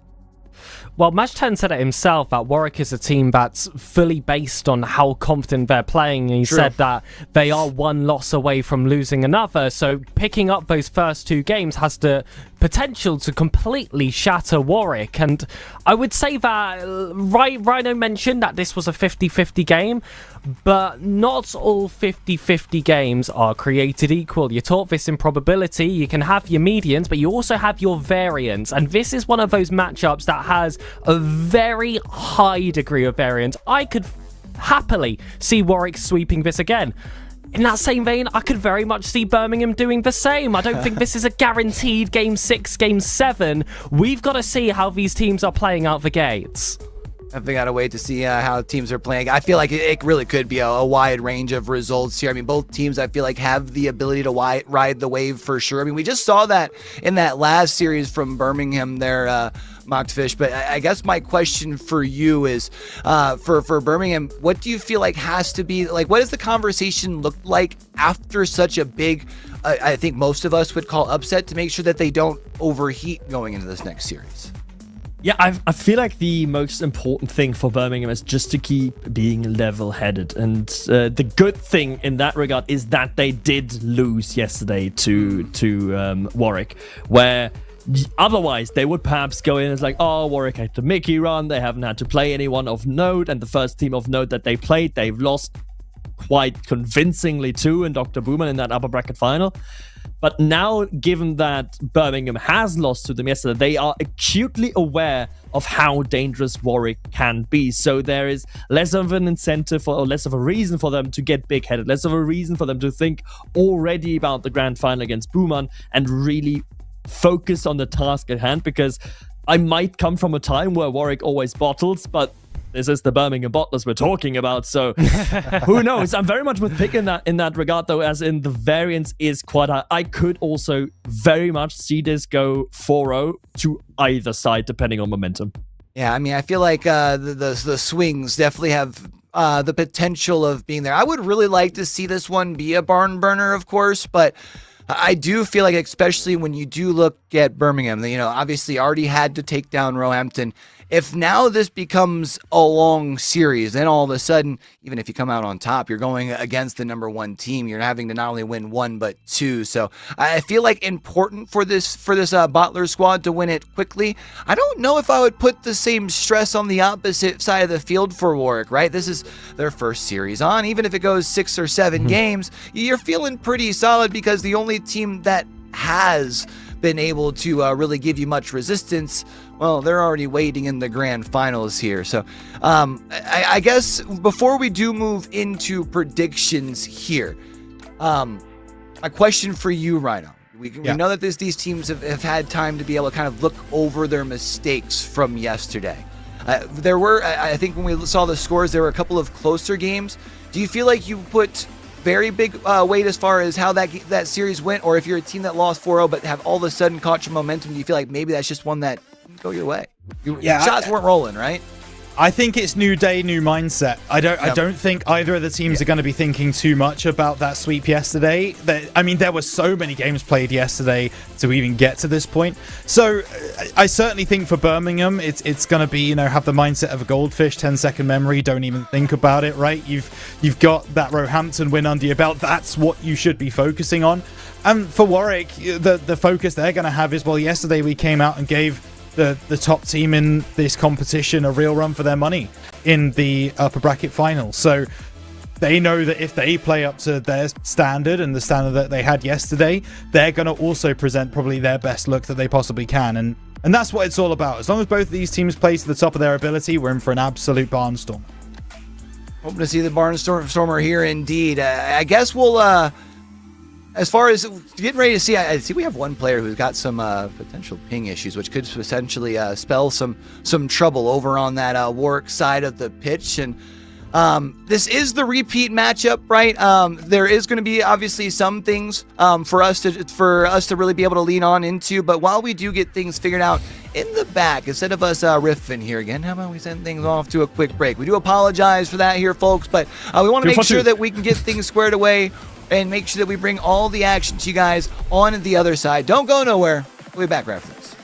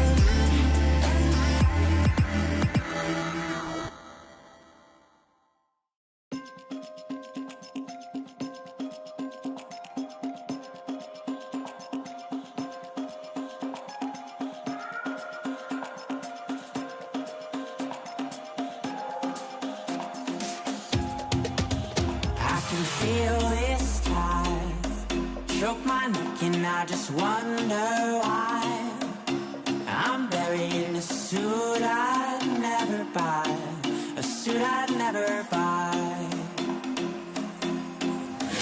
Cufflinks on my wrist, I can't act surprised when the shovels hit dirt in the earth. Did they start to cry?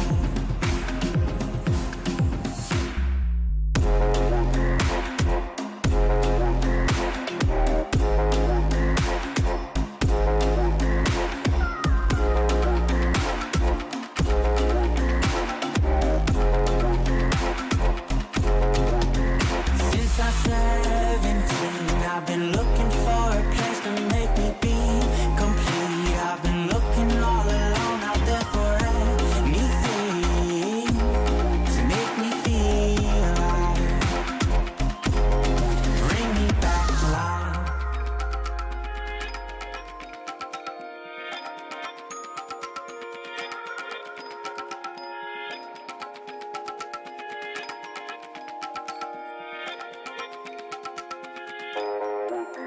Cufflinks on my wrist, I can't.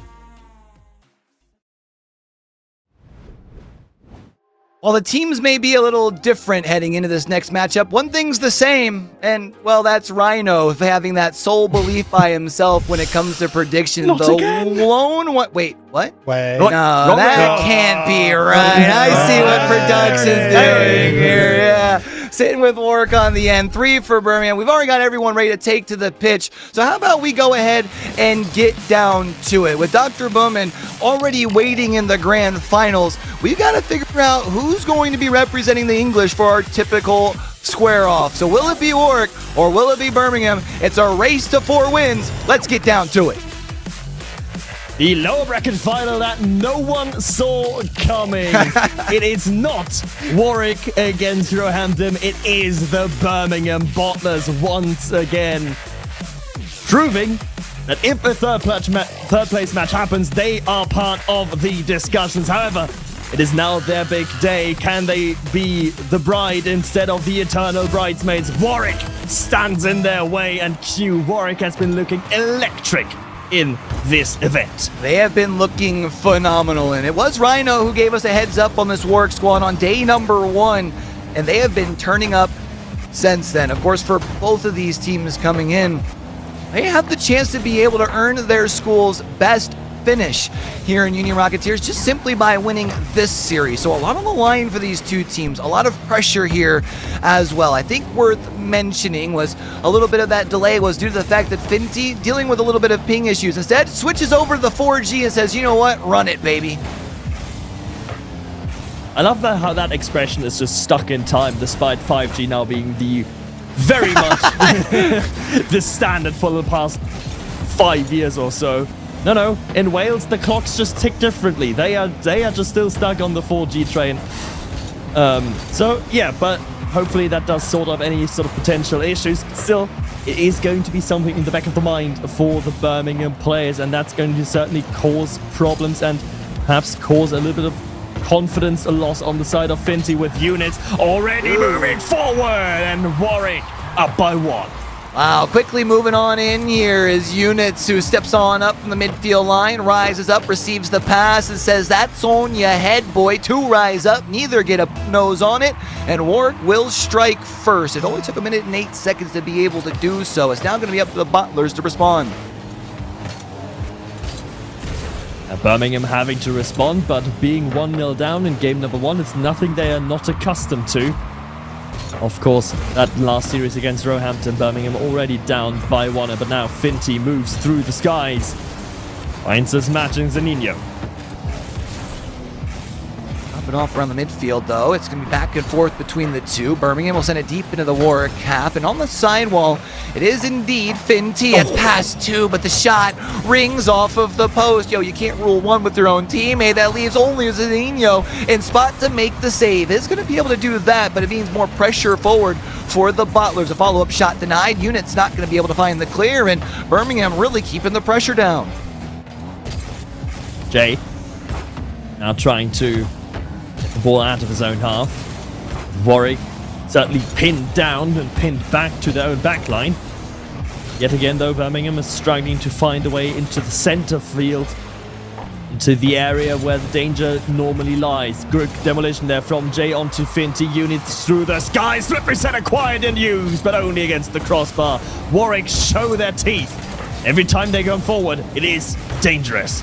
Have definitely looked incredibly threatening when they do have the possession down there on the orange half, but Birmingham has looked pretty scary in their own right in a couple of possession. Here's Finty, who will look to send it forwards, follow-up shot, and that finds the lace. Birmingham able to tie things up at 1.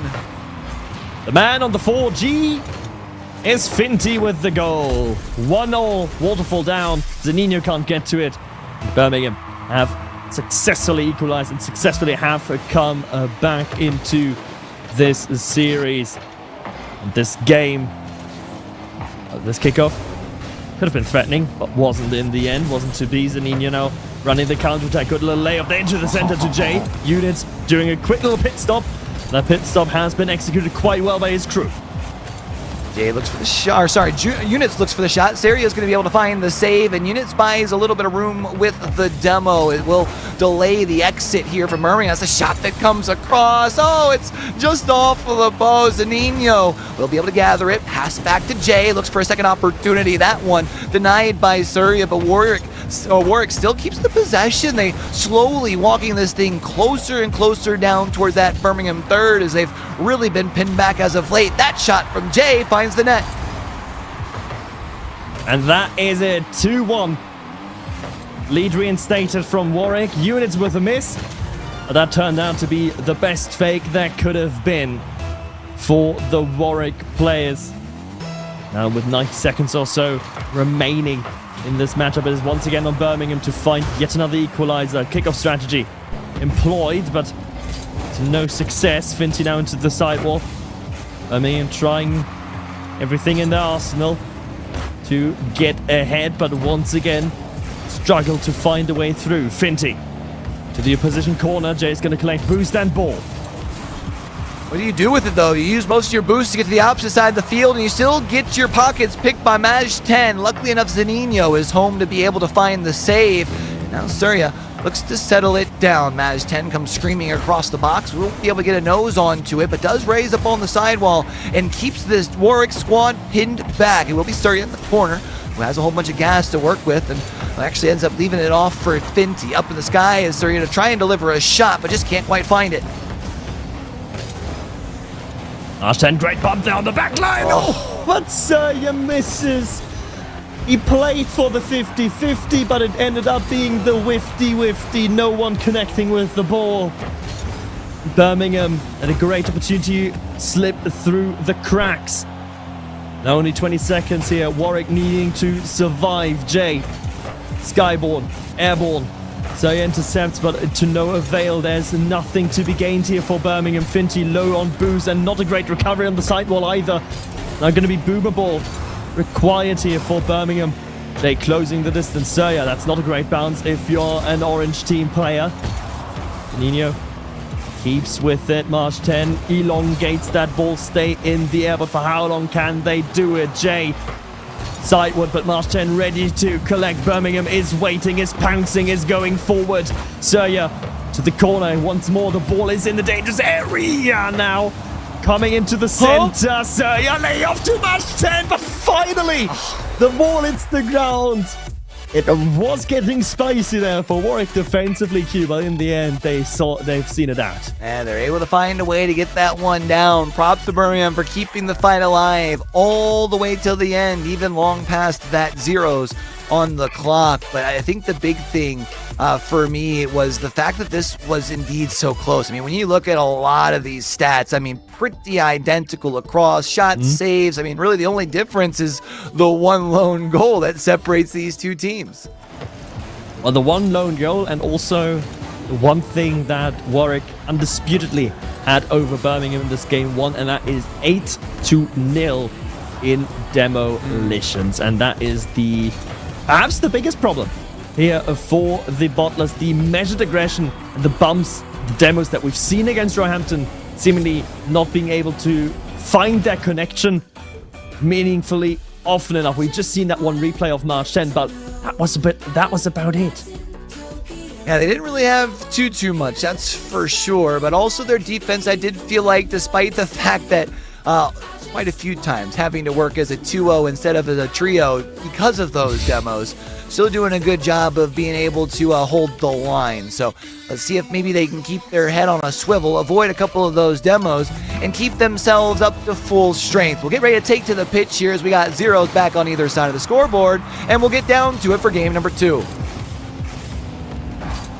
And I think first order of business for Birmingham is to, once again, just like in their earlier series against Roehampton, score a goal. That would be certainly something really good. And I mean, yeah, they scored one already in game 2, but score a go-ahead goal is what I mean by that more precisely. I think the big thing to keep in mind in that last series we saw, Birmingham did drop game number 1, and it was just a 1-goal game. So maybe some copium, maybe some thoughts to keep in mind, keep in the back of the mind there if you are a Birmingham squad team fan, right? I mean, there's time. It's a best of 7. This is a long series, and we did see these both of these squads being able to put up quite a fight. Surrey looks for the angle. Oh! The protractor busted out, finds it, and the Butlers find their first lead. We don't know if the man studies mathematics or not, but with angles like these, you wouldn't put it past him. So yeah, finding his way through a crowded box and finding his luck in the goal. 1-0 in favor of the Butlers now. March 10th, Skyborn once more leaves it down. Double tap it in. Finty, here comes trouble, and make it double. On the back-to-backsies, huh? And a nice job to be able to find the bump on that defender on the backboard as well. I missed that the first time around. It's going to help allow for them to double down their lead. And while, yeah, you can look on the opposite side and say 4 minutes is plenty of time for Warwick to respond, I feel like we have all mentioned at some point that it feels like this squad could very well be a Vibes team. And, well, the Vibes can't be very high right now. That is now 3 goals in just 68 seconds. Cruel world that this one wasn't in originally from Finty. I think they will not care. The result is still the same. It is the 3rd goal, and as you say, the Vibes do be vibing. It's just not for Warwick in this game number 2. Sorry. It is a 3-0. It's the perfect start. It's the perfect retaliation for Birmingham, because taking everything in line and taking everything in order from yesterday as well. This was the 5th lose from Birmingham against Warwick on the trot. Finally, it seems like this game 2 could be the first win of Birmingham. Straight to kind of crazy to think about. I mean, that has to be sitting in the back of the mind just a little bit, surely wanting to get some redemption and make sure that Warwick doesn't get too far out in the lead here in this lower bracket final. For now, we're about 2 minutes through game number 2, and Birmingham is sitting on that 3-goal lead. Finty looks to be able to find the clear flick over one. Maj 10 tries to settle it onto their hood, but can't. But Finty, big boost pad picked up, double tap, rings off of the post. The crossbar says no. Birmingham still 3 goals in the clear. Against the Warwick that is swimming, against the Warwick that said about themselves, they are the Vibes team. They need those vibes to be up. Do not take it too seriously. It is just one singular game of a series that can potentially hold on for a long period of time. Still though, halftime having come and gone, Q, Warwick are in trouble.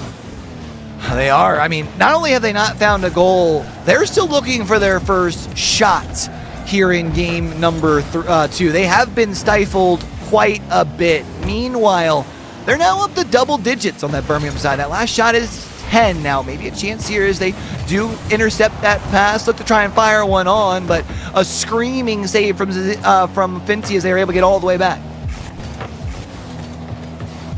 And as you say, is a pressing offense from Birmingham. Warwick seldomly being able to leave their own half of the pitch. With March 10 No, up to the skies units. Oh, that's going to be a very awkward one for Xenia to care with. Brilliant 50-50. But guess what? March 10 has been to the gym more than you. That's a weight room right there. The bigger, better, faster player to the ball. Jay has no gas. The Nino has no gas. All they can do is sit there and look at it. And it's now a 4-goal deficit here for Warwick with 1:34 to play. At this point, I don't know if the comeback's possible. You're just hoping to build up some semblance of offense before taking back to the pitch for Game 3. Yeah, it is perhaps a bit overstated. It's perhaps a bit of a hyperbole to be saying they need something to latch on to hope for Game 3. But this Game 2 really, really was the worst that Warwick could have been. They've got 2 shots, of which, quite frankly, I remember none. Yeah. Against the 13 or so from Birmingham. Completely being pressed into their own half the entire duration of this game number 2, and there's a minute yet to be played. Surya, a rare defensive touch coming out of Birmingham. And overall, a rare point in time that Birmingham are taking it easy on Warwick. At this point, just kind of cruising across the finish line. And maybe that's saying things a little light. They've been locking things down on D. You know what? Hands up, that one's on me. My bad. Was just talking about the defense, and all of a sudden Warwick is able to strike gold. Got to give credit where credit's due, though. Zadinho, a heck of a pass to be able to set that one up. We talked about the importance for this Warwick squad to try and get back onto the right foot before clock strikes 0. While that is 1, I feel like they're going to need more than that. 1 might be as good as none. Maybe there's a second here from units. There is a semblance of offense. There's certainly still fight left in the dog. But is there dog left in the fight? That is the big problem here for Warwick. As rather the Wolves has been very much teethless in this game number 2. Last minute feels like they've started to get a little bit more offense build up. Can't help but wonder if maybe that was a little bit due to the fact that Birmingham felt very secure with that 4-0 lead. 0's officially on the clock. Ball rings off of the post. Put the fries in the bag, bro. Birmingham take game number 1. They'll tie things up as we do go off to game number 3. And one thing that I feel like all talked about on the desk was how scary momentum could potentially be in this series. There's a 1-goal game in game number 1. The 3-goal deficit here, though, for Birmingham, plus controlling the possession in the field as much as they did, makes me feel like they have got full control of the momentum for now. Oh, 100%. I couldn't agree more. It is quite literally impossible for me to agree anymore with that statement. But I would also have a little bit of caution because 1 game is no game, right? Right. You can be great for like 3-4 minutes, but can you be great over 20? That is really what we're trying to find out here, and that is why we're playing best of 7s and not best of 3s or, God forbid, best of 2s. There has to be a winner here, and Birmingham have shown that they have the capability to completely dominate and outplay Warwick. Warwick have shown that they can beat Birmingham. There's a little bit of a difference between the two. But I feel like the win now from Birmingham in game 2 has been more more important, so to speak. The FIFA E stray, kind of wild, not gonna lie. But let's go ahead and head off to Neo Tokyo as we go ahead to game number 3. One of these teams will officially be halfway to the grand finals at the end of this game.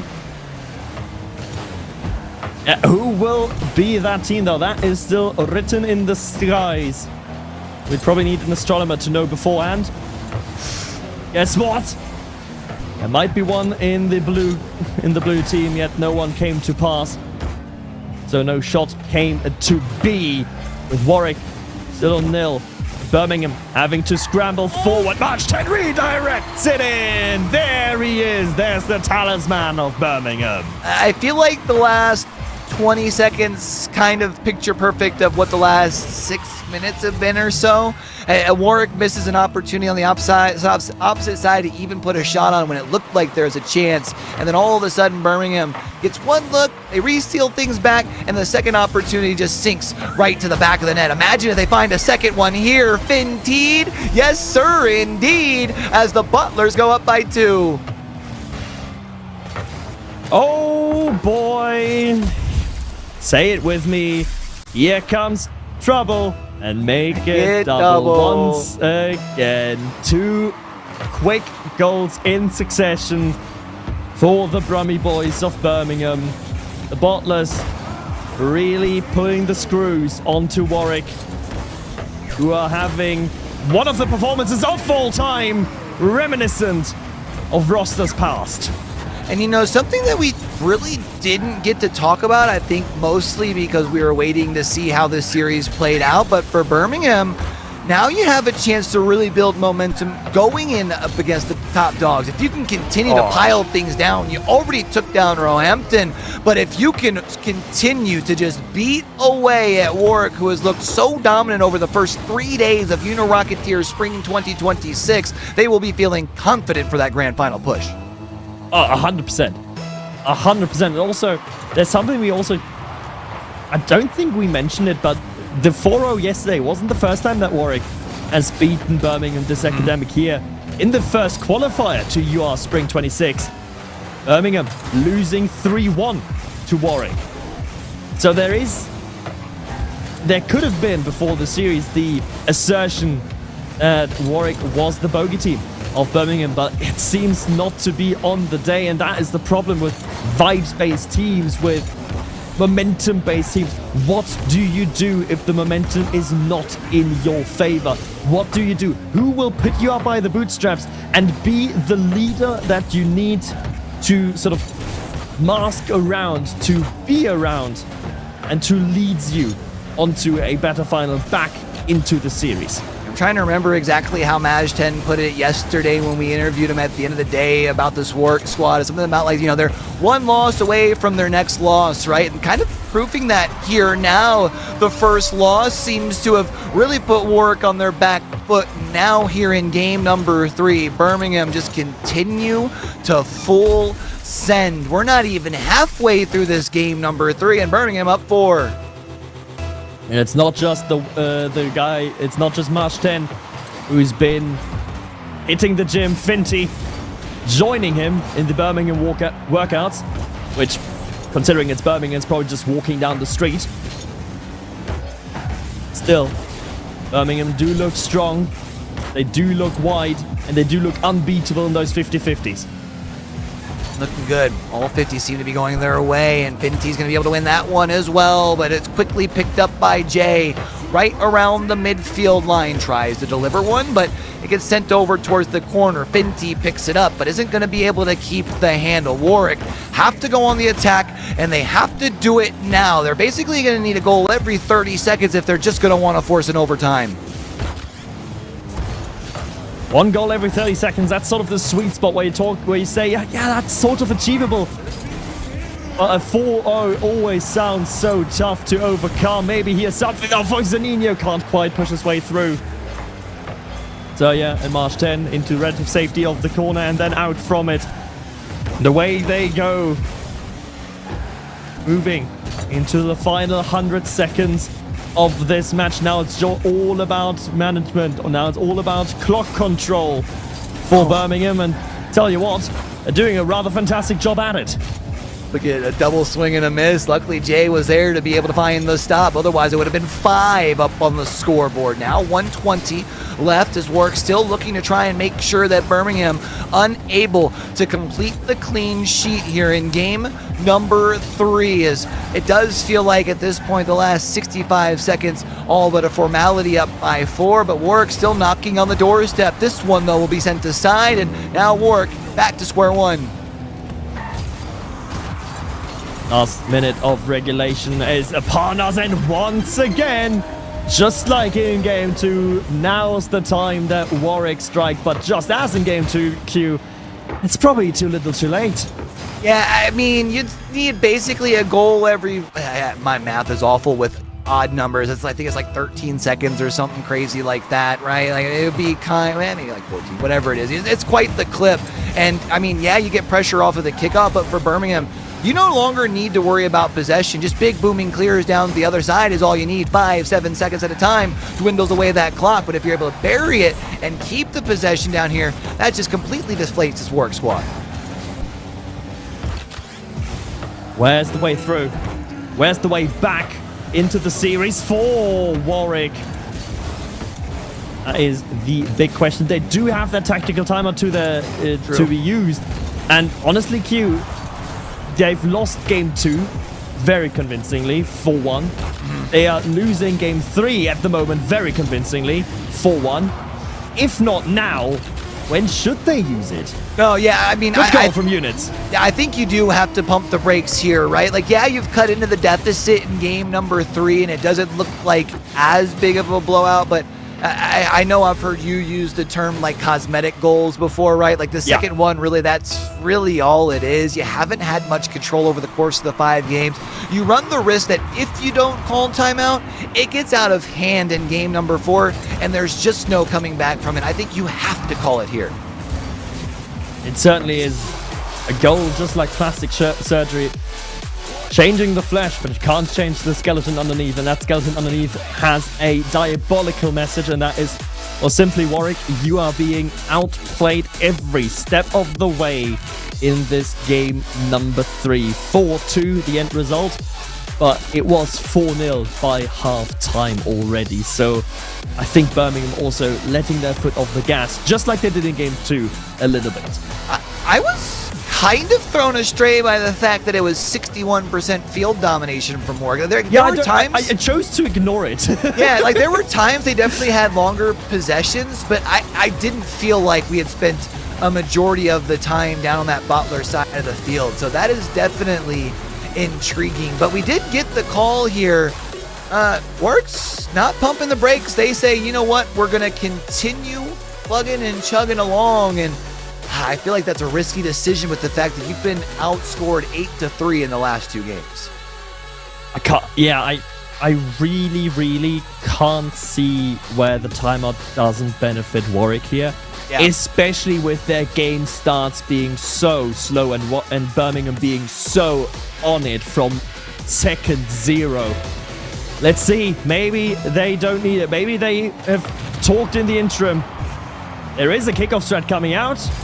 It looked like it was rolling in till Marsh 10 cleared it to the side, but Warwick needing a strong start here into this game number 4. I think it'd be very easy for us to sit up in the booth and say, oh yeah, Warwick just need to strike first to be able to get that little bit of extra motivation, but I do fear if the Bottler strike quick, all of a sudden that fear of, oh boy, here we go again, does start to creep in their mind, because they've piled it on to this Warwick squad over the course of the last 10 minutes. The good news is the first look down to the blue half doesn't result into a goal. Maybe there's a chance that Warwick can strike here as there's a ball just outside of the box. Zanino finds a touch. It's a floater towards the net, but Units can't quite find the connection. Oh, Seria's already waiting, lurking, bumming downfield. Just waiting for that magnificent team pinch between Finty and Martin to go and come to him. And then it's the open net. It is the hardest opponent, but the shot was so difficult that the open net didn't matter, didn't deter him. And it is 1-0 in favor of the boys from Brum.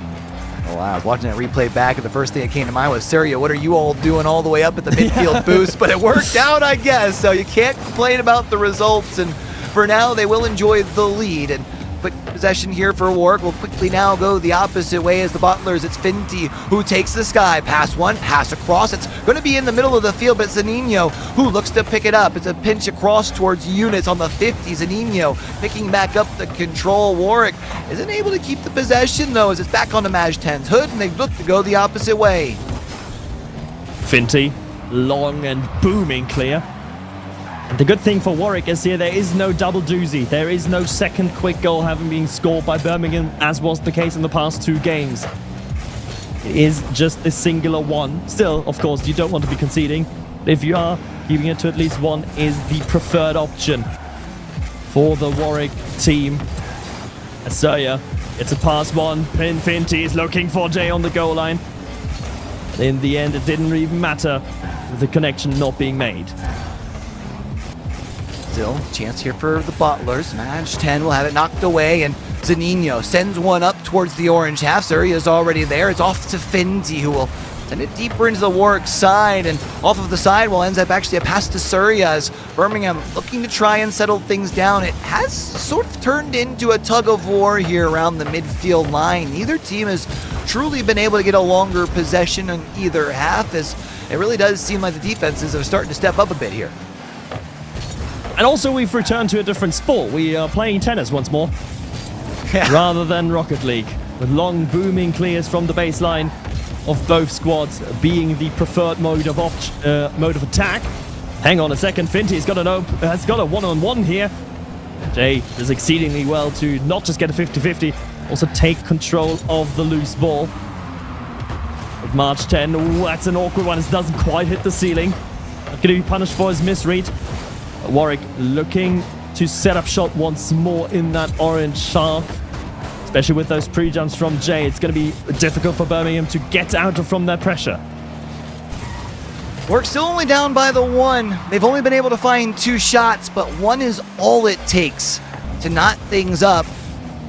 Maybe if you can find yourself a second before overtime, you don't even need it, and you can tie things up as far as in the series as well. But if you are unable to find a way to hit the lace over the course of the next 90 seconds, you will require essentially 15 minutes of perfect Rocket League against a team that seems to have all the momentum. It's Finty up in the sky. Not much gas to work with at this point, but will at least be able to send it deep into the blue half. It's Units who gathers it off of the backboard, but Surya looks to play aggressive, pokes it away. The second redirect buries it into the corner. I thought there was a chance for Majden to get there to maybe put a shot on, but just can't get there in time. Pass down, follow up, Finty, and it's Birmingham who go up by 2.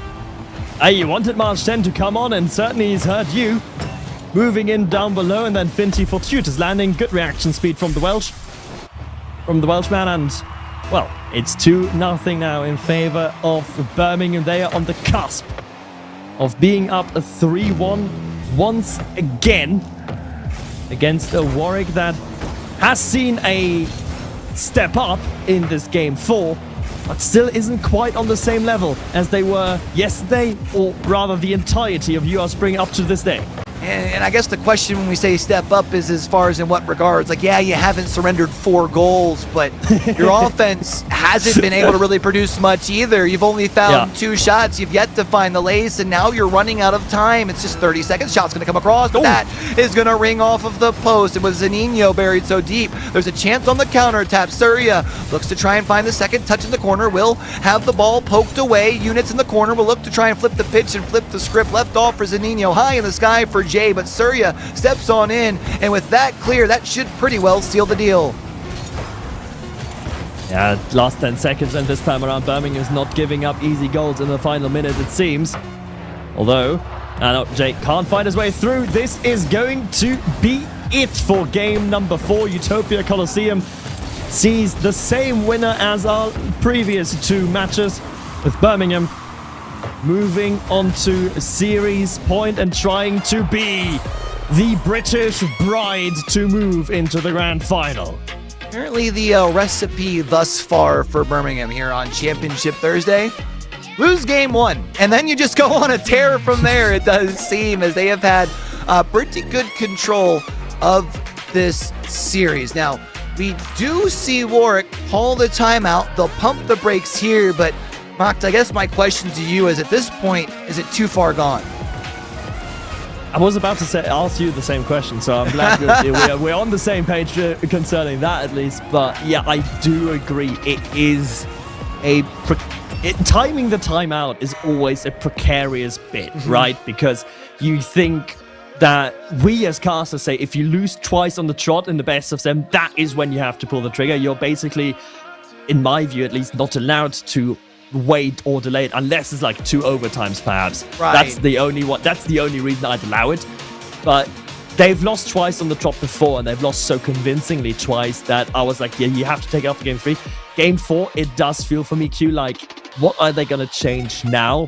They as you said before, they have to play perfectly for 15 minutes now. And they're not giving themselves any slack in the line either. Yeah, and I mean, at this point, it feels like the snowball is rolled too far down the hill. Yeah. It's picked up too much momentum. It's going to be too hard to stop. I have to agree with you. You know, usually the two-game rule, I feel, is where I sit. I didn't have any questions in the Birmingham-Roehampton series, though, because Roehampton had lost games 2 and 3 in such close fashion. You feel like, hey, you get the shooters rolling one of those, you feel fine. But, I mean, when you looked after game number 3, like, yeah, you closed the gap a little bit. But again, that second goal really was more cosmetic. So now it is going to be up to Warwick to have to hit a complete 180 here. And in similar fashion, like we said at the start of game number 4, it's easy for us to sit up here and say they have to strike first, but that kind of has to be the case coming out here in game number 5. And I've alluded to it earlier, and I want to reiterate it. That is the problem, the quote-unquote problem with these content teams. Momentum team, not content teams, momentum teams with these vibed squads, is who takes leadership. And quite honestly, on this day, on this Thursday, I do not see the leadership from either Jay, Units, or Zaninho on the pitch right now. And you do need that leader to bring the morale back to the team here for Warwick. Well, every run starts with 1. Let's see if they can get that one here in game number 5 and at least give us a 6th, maybe 7th game. I mean, we didn't get to see too long of a series in that lower bracket semifinals. I feel like it's only fitting the longer this day goes, the longer the series get as well. Birmingham has been the one who's been able to strike first for a majority of these games, so Warwick does have the pressure early. That shot there will be just a tad bit high. Zaninho in the corner will fail to be able to pick up the possession, tries to knock it away from Finty, and it will be Zaninho who goes right back on the attack. Where's that way through now for Warwick? Kept scoreless in that last game, and now already on the back foot. No one home. Marsden punishes 40 seconds into game number 5. Steps right into the passing lane, gets enough of it. All 3 players from Warwick too far forward to even get a nose on it as it heads towards their net. And once again, Warwick playing from behind. It will be Maj 10 who will send this thing up into the blue half off of the kickoff. Popped high into the sky. Nobody getting to it though there, which is kind of interesting. Jay goes to the side wall and still looking for the clear. Here is Warwick. You feel like, yeah, you didn't find the first goal. Definitely not what you were looking for Warwick, but as long as you can find a way to put yourself, I think, tied up by halftime, there's still that chance, but you cannot go down 2-0. Yeah, this would be certainly not the nail in the coffin, but let's just say someone's brought the nail gun and loaded it. Birmingham are in control. Birmingham are looking like the team to beat. Warwick on the back foot already, but maybe here an overcommit from Birmingham. Finty backflips, and that could be the opening. No, game's gone. You have to hit these Warwick, and now on the counter attack, they will pay the ultimate price. Oh, and you saw the head back in disappointment from Zaninho on the counter attack. You mentioned it. You need to score there, but you definitely cannot allow for Birmingham to flip the field and bury one in the back of your net quickly off of the back of that one. They will look to get the possession off of the kickoff. Demo, I thought, maybe bought the space for the Butlers to go on to the attack. Surya able to step into the passing lane. That's going to be a pass towards the middle of the field, but just enough of it's knocked away from Warwick. Oh, it is a heartbreaking one to concede for Warwick, and I'm only, Schadenfreude is a word that is often used, and the only feeling I have for that right now is because Rhino will be wrong. But this is cruel on the side of Birmingham. Warwick utterly down in the dumps, and they're just piling on, not giving them any hope whatsoever. My boy Units is already helpless there on the back line. No boost, but Finty, for good measures, leaves him in a puff of smoke, which makes that shot so easy. We had talked about for Warwick, maybe if they found a way to bring it to a tie before the halfway point, they could still bring things back. Maybe even if it was still within 1, but now the fact that the Butlers are up by 3. I'm not saying that one lady's singing, but I feel like I'm starting to hear her warm up. Oh, there's certainly an area being prepared. Certainly is. Half-time having come and gone. It is Birmingham who will seemingly not do their name justice for the second series in a row. The Bottlers, whilst not using that chance, they can afford to. They have the leeway. They are up by 3 after all, and they try to make it 4 to really put the nail in the coffin. Yeah, I would almost say better to not score there, right? Like, keep the ball pinned back in the work. Don't let them set up for a kickoff and maybe quickly put together a strat to find a goal. Instead, just let that precious final 2 minutes for Warwick here continue to tick away. Surya's going to rise up, finds a save on that one as it limps off of the hood of units. Zanino will look for the steal. Nice job by Finty to get a nose onto it. Second job here as well. And is there a chance? Is that just in? No, Jay, just in the nick of time, finds the save. I saw that slapdash recovery there, Finty. Trying a book to get back to it and to dunk his way through, but alas, wasn't meant to be. But this is all just showboating now from Birmingham. 3 goals deficit. We only know of one English team that could lose a lead this big in the final minute. And that was, of course, the Kiel Krakens back at Zero Worlds 2022. And they lost a 3-0 lead in that final minute, but it doesn't seem like Birmingham will. Especially with the control that they've had. I mean, only 3 shots through the entirety of this game so far from Warwick. And while maybe Birmingham hasn't been piling it on, they do only have 7 shots. They've been doing a great job of keeping it out of the hands of Warwick. With, at this point, the final 40 seconds counting down, that's really all you need. Maj 10 finds the save off of that one as it rings off of the post, and here should be able to find at least a clear past the midfield line. Final 30 seconds ticking down. And there's also, let's not forget, this is 4-1 now against Roehampton, 4-1 now. Yeah. It will be in about 20 seconds against Warwick. This is a letter of intent, and it's addressed to the Dr. Booman Akademie GmbH. It is addressed to Hanover, with Booman being the intended recipient of a warning that they will have to bring their A game, because quite frankly, Birmingham will not relent. Despite that one careening into the crossbar, it is the forever bridesmaid finally being the British bride and meeting the German groom in the grand final. They have won 8 games already here today while only dropping 2. Again, the secret sauce seems to be dropping that first game, and it's almost like the Rocky Balboa treatment. You get punched around a little bit, and then all of a sudden you come out swinging, and they've been able to do a pretty good job thus far here on the day. And it is going to be a tough task for them now moving forward. I mean, it is Dr. Bowman. We know that they have been sitting by, they've been watching, and we do know that they always find a way to perform in the grand finals. Yeah, Zedo has been in Twitch chat. So is Pindroy. No sign of green yet, but I mean, you know, it's enough if 2 of your teammates watch what's going on. He's just there. The Austrian's just there to play. But yeah, this is threatening now from Birmingham.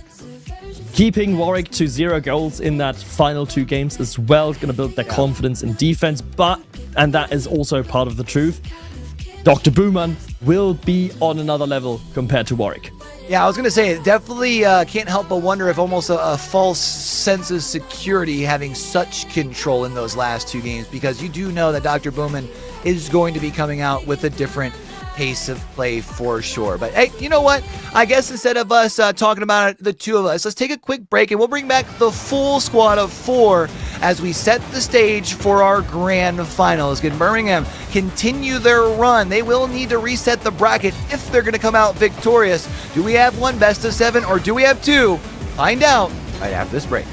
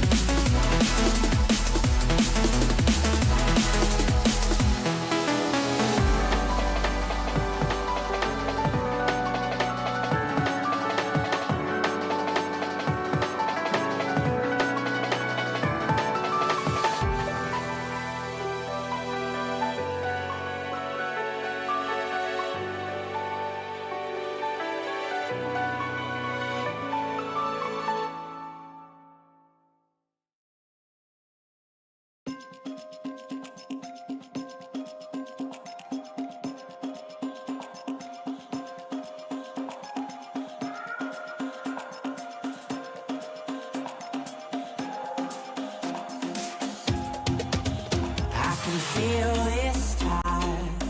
Choke my neck and I just wonder why. I'm buried in a suit I'd never buy, a suit I'd never buy.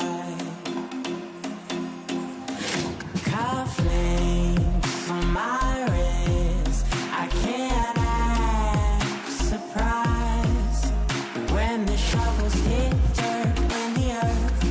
Did they start to cry?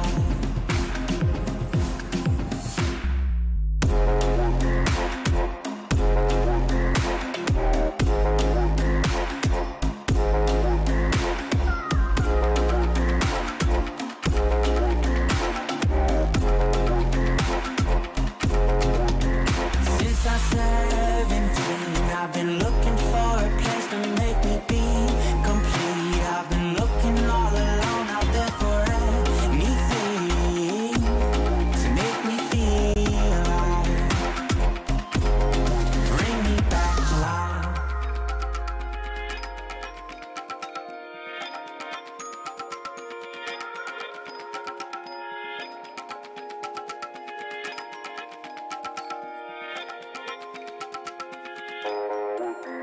Cufflinks on my wrist, I can't act surprised when the shovels hit dirt in the earth. Did they start to cry?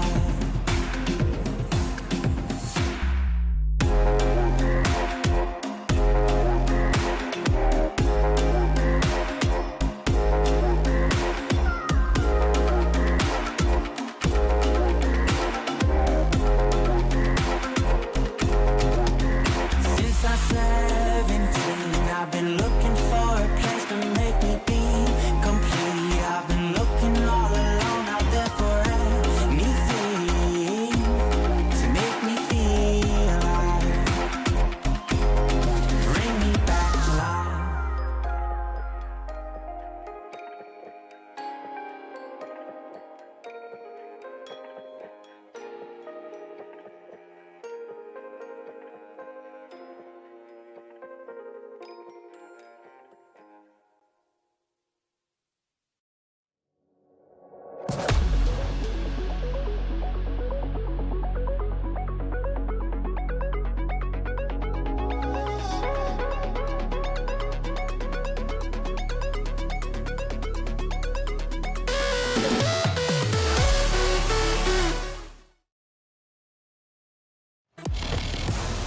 Well, it's that time. We knew Dr. Bowman were sitting by and waiting to figure out who they would be squaring off against. But if you had to ask the four talking heads that are about to show up on your screen, I don't think any of us would have figured that it would have been Birmingham. Of the three UK squads that were left, that would be left with the task of trying to make sure Dr. Bowman avoid their what would now be third victory. They would be their third time finishing second, right?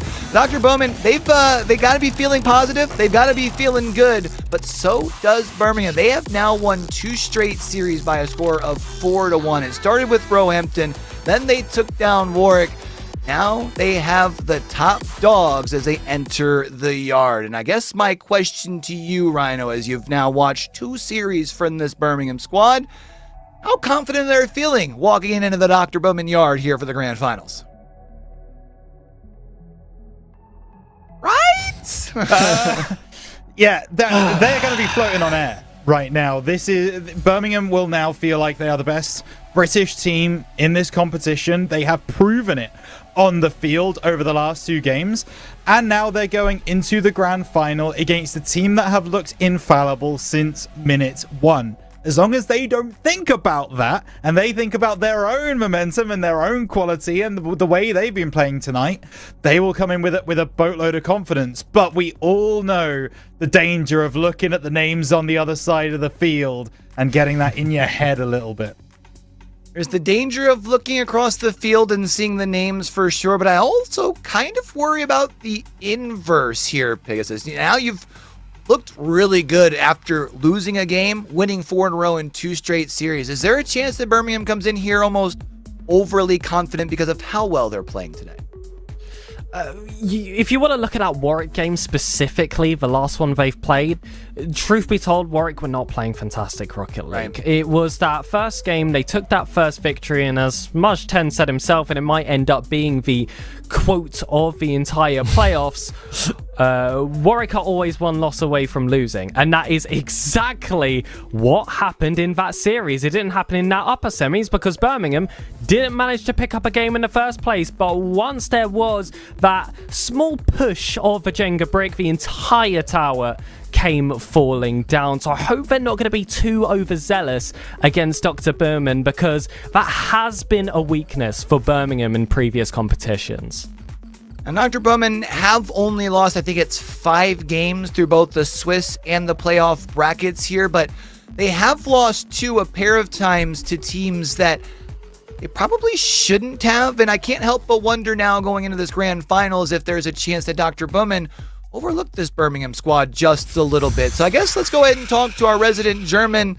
What do you think the chances are that Birmingham's able to come in here and put this Dr. Bowman squad on their back foot?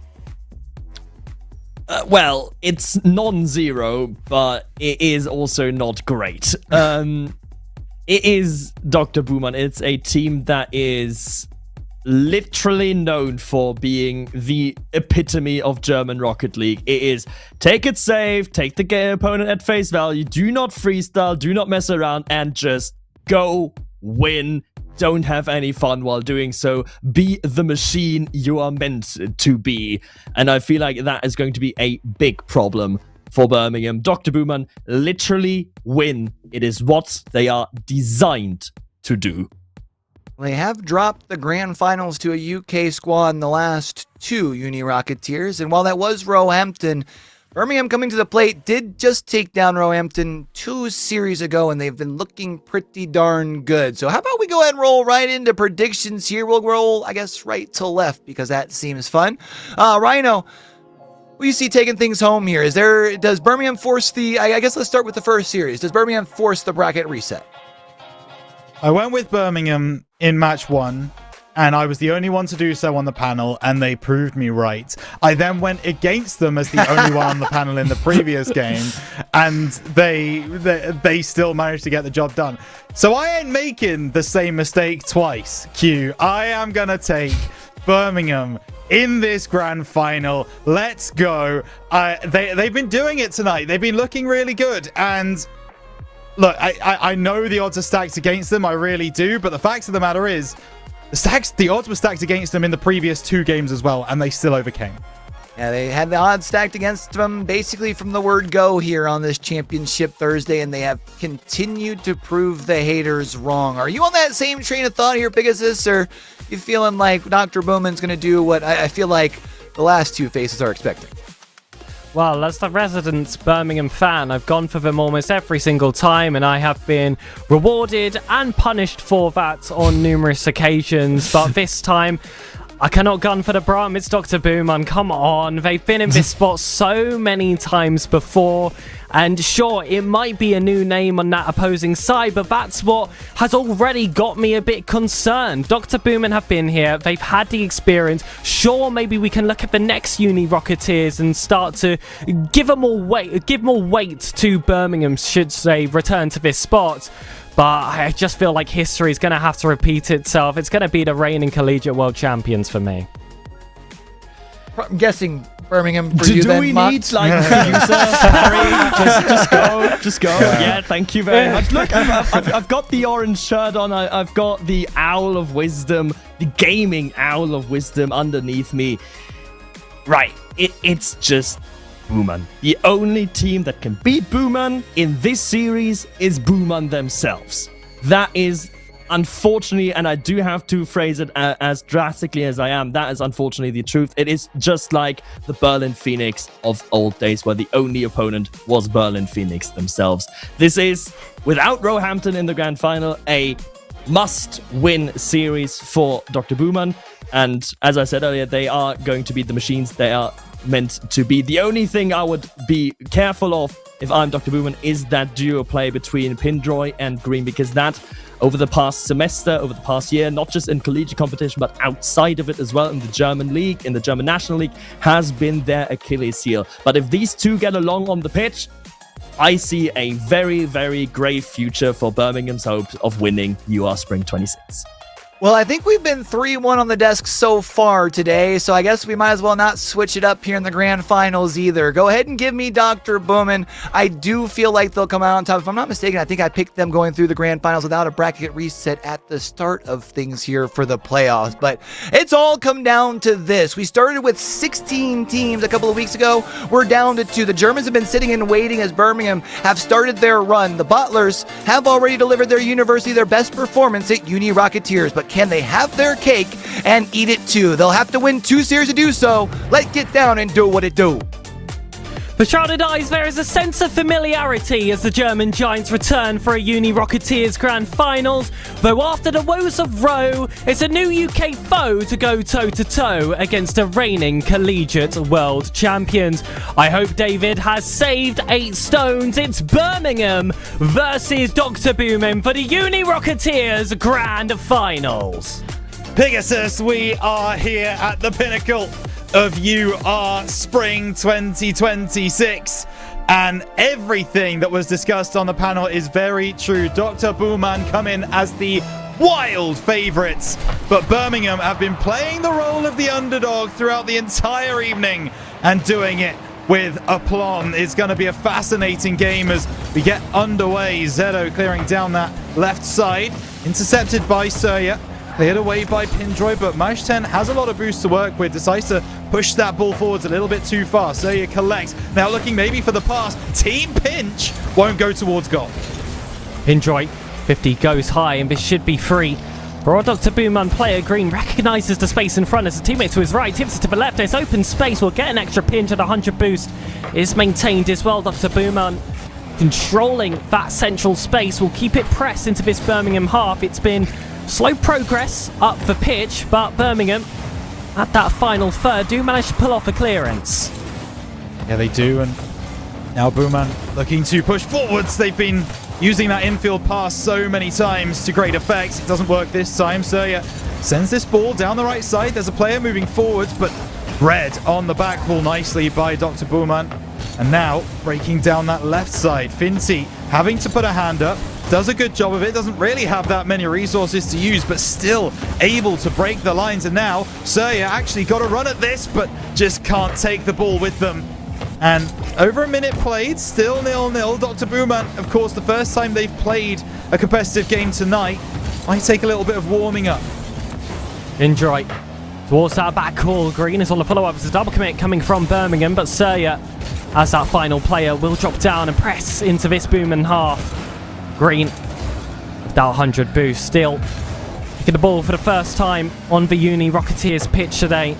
There is a bit of strength of schedule in that regard for Birmingham, who have had the 2 series of highly competitive practice. Though Dr. Boomin had already locked down this spot with yesterday's action with a very convincing victory versus Warwick. Well, at least that's something that both these teams have in common. Yeah, it certainly is. But Birmingham, they're doing a really good job at the moment of standing up to Dr. Boomin's offense. They've not been challenged too much, but I think that's down to them more than it is Dr. Boomin. They've been able to make it difficult for the Germans to aggress and attack in a measured way throughout this entire start of game number 1. The problem for them is so far the winning formula, as Q mentioned on the desk, is they've been losing game number 1 and then kind of gentleman sweeping their opponents. They are looking significantly better in this game 1 than they have done so far tonight. Is that to their detriment? And there you go! Dr. Boomin bringing out the passing plays. This is gorgeous. It's surgical from the Germans. They've been buying their time to go for that killer strike. Oftentimes you see them press forward, they get to that halfway line, and all 3 players start parking their cars, waiting for that gap to present themselves. Eventually it did, and of course Dr. Boomin going to recognise it every single time, and Birmingham are going to struggle to break past a team that's looking to play so safe in the opening parts of this series, because historically Birmingham, have been able to go up against teams that press too high, and then they can hold their own offense in the final third. Boomin aren't going to allow them to have that space in the first place. No, they're certainly not. Fincy down that right-hand side wins the 50.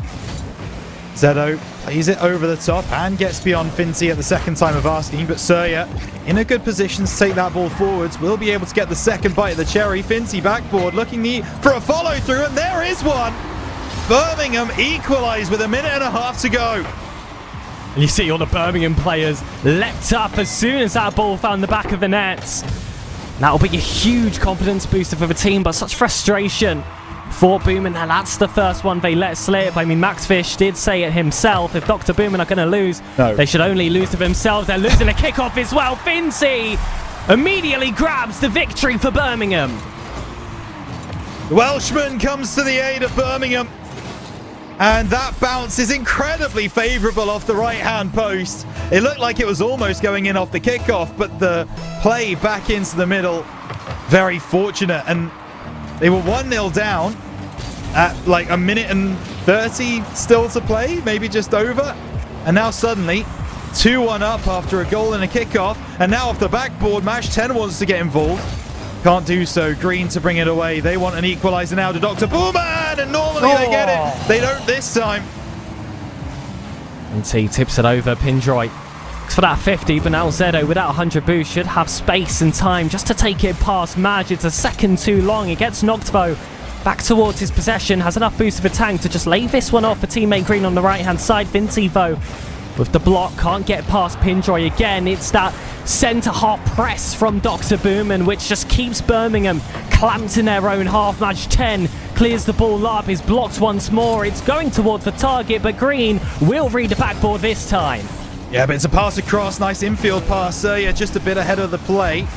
So that one will go into the corner, and it's a third man press from Fincy, but he knew Maj 10 was going to be back in time. Played down the side, well intercepted by Green. Backboard Zedo, double no! Just didn't have the resources to get around to that ball, and with 14 seconds left on the clock, we've seen Dr. Booman do some magic in the dying moments of games before, certainly yesterday, but they'd have a job to do to get this one over the line. It's Green.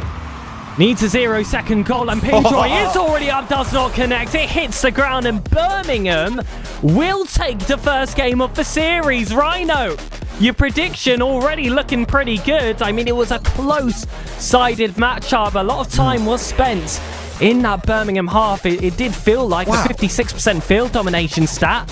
Certainly will go on to prove that. But it was that mistake on that backboard, followed by that kickoff, that has made all the difference. But for Boomin, you do feel like once they get themselves ramped and warmed up, Birmingham still have a few holes to fill.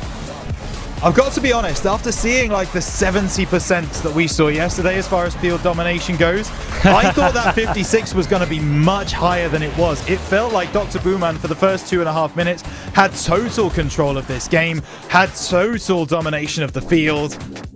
I was wrong, I guess. This is a really interesting game. A lot of the statistics actually going in favor of Birmingham. Their score significantly higher on average than their opposition. So they outplayed Dr. Booman in game number 1 of this game. And I don't know whether that's going to continue. The adaptation has to come through from the German squad, but we know they're good enough to make that adaptation. Can they do so before Birmingham start to run away with it? But Dr. Boomin haven't had that step forward attitude. Like I said, it's been a lot of getting into that final half and then waiting for Birmingham to make a mistake. And it was as simple as Birmingham did not make that many mistakes. Dr. Boomin were actually the side that pulled off more in the more vital positions as well. And that's what decided it. And of course, that can work as a strategy, especially when you back yourself as the better team. And Dr. Boomin certainly will. However, this isn't the same Birmingham for recent seasons. This is Maj 10 making his final stand, and Birmingham will make sure this final result is special for him. Yeah, it would almost be a bit of a Cinderella story, wouldn't it, if Maj 10 was able to claim a championship on his way out the door, especially with the run that they've had tonight. One to look back on as a favourite memory, but it's only one game. We're not talking as if this is a done deal, as if the series is on the brink of being over. Dr. Booman have plenty of opportunities, plenty of chances to get back into it, but Birmingham on the counter-attack. The go-ahead down the line. Surya almost gets Birmingham on the board. And this is where Birmingham like to be in the final third. All three players press high. They typically can be caught on the counter if it isn't this man, Finty, in that third man position. Dr. Booman won't be as fortunate this time. Still have some build up to do. It's off that backward as a player inside the box. Green, though, still takes it past to Surya. Will not allow the 50. 100-0. Lays towards the halfway. Surya will pick up the heavy clearance from Pinjoy. The second touch is towards that back wall. And it was undefended off the bounce. Eventually caught for the follow-up touch outside the 6-yarder. And now it's Zedo strong-arming his way through the pitch. And now Booman have some offense to work with. Yeah, Pinjoy looking for that pass middle, cleared away by Finty, and now Maj10 taking it forwards. Just a bit too much of a heavy touch, but Surya collecting the ball on the left-hand side. Got to give credit to Surya so far tonight for Birmingham, been so good on the mechanics. Not necessarily the flashy mechanics, but everything that is done by Surya is very, very solid. You don't see Surya whiffs too many on those double touches. You don't see him with too much on the resets either. Just playing a very solid mechanical game for Birmingham, and that is giving them a real foundation to build off the back of. Finty challenging early, Surya going up very quickly. There you go again, just being a thorn in the side of Dr. Booman, and with over half of this game played, it still feels incredibly even. Finty won't win the 50. Now it's up to Green on the left-hand side. It's no infield options, however. Maj10 will clear it long. Finty waits as that lurking option. And that was a part of the playbook for Birmingham in every single series they've played so far. They love to have that second man just charging their way up the pitch in preparation of those Hail Mary passes. And even against Dr. Booman, they still maintain that level of confidence. They are not giving too much respect to any one of the teams that they have faced so far. It's a bump from Maj10. There's no second man to press up high, and with the ball staying in that box with flooded Dr. Booman players, there's no surprises why that was the case. But Birmingham gonna have to start again from the halfway. Maj10's got 100 boost, but a flick just isn't good enough. No, now Surya looking for the return pass from Maj10. Actually just fakes it out, so Surya can take that play through, but doesn't make too much contact. Surya going for a very early jump, but you know what, it works. And now Finty collects the ball, has possession, backboard, double no! Second man also can't get there. Pinjoy making the save. Finty playing off the right-hand side. There is a bump, but it doesn't matter. Dr. Booman have all three members back. It's going to take a lot to knock down this wall. 60 seconds to go. Still 0-0. Pass inside. Still a chance, cleared away by Maj10. Actually, it's coming right back. Zedo off that right-hand side. Surya deals with it. And there's 3 shots from 2 opportunities for Dr. Booman to deal with. Birmingham have looked like the team that are more likely to push it over the line in this second game so far, but Zedo could change that with a second touch. Doesn't come. Green is going to have to close down that space in front of the corner. Surya should surely get this speed. It's a well-timed flick to stay close, and Maj10 is positioned nicely on the infield. But Finty going to be called to action soon. This is chance to step up. The bump is landing, but Zedo is up high. Could be another, but Surya prepared for all opportunities. Crazy recovery there from Zedo. Gets bumped on the aerial, but still sticks with the play. Makes it difficult for Birmingham to read. But now down the other end, no, Zedo will be the man to prevent that one from going long. And ball left on the ground. OT, Birmingham versus Dr. Booman. I'm not sure what the German side were expecting, but I tell you something, they weren't expecting this challenge from Birmingham.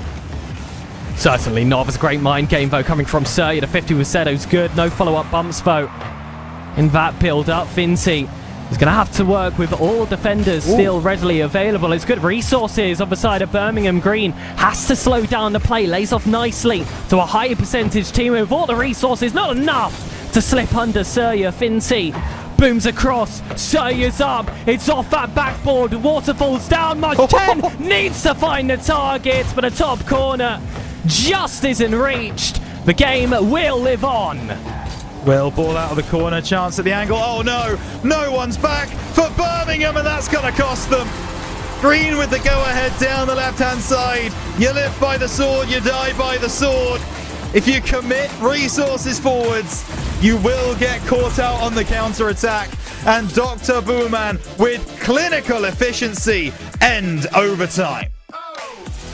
And throughout the entirety of those 5 minutes of regulation, Birmingham had been tiptoeing around the mousetrap, but eventually they clamped their foot down and Dr. Booman were able to punish them. It was those counterattacks that I said they were playing for in that first game. It continued in the second. The first real big mistake was made. You could argue tour for trot, Rhino, especially with that top corner miss coming from Maj, albeit it was a really hard goal-scoring opportunity, but that's what it takes to be a Uni Rocketeers champion, to be the best collegiate side in Europe.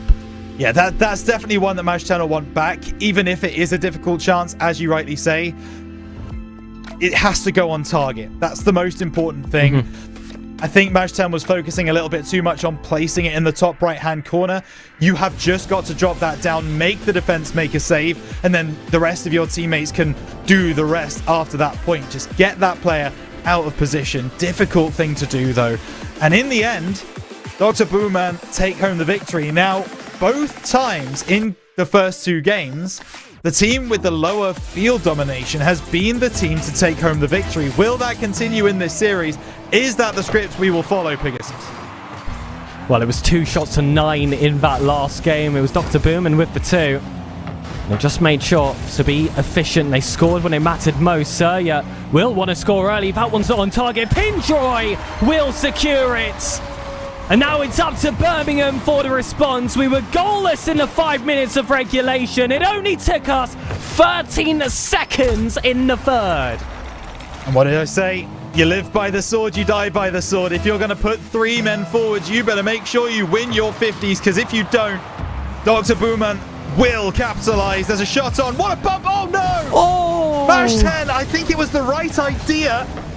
Just didn't expect to be slowed down so much by the challenge, and actually made the save himself. You saw the blue trail come off the back of it. Real chance for Birmingham to get back into the game. They can't do it immediately, and now at the angle. Oh, great save on the goal line from Surya.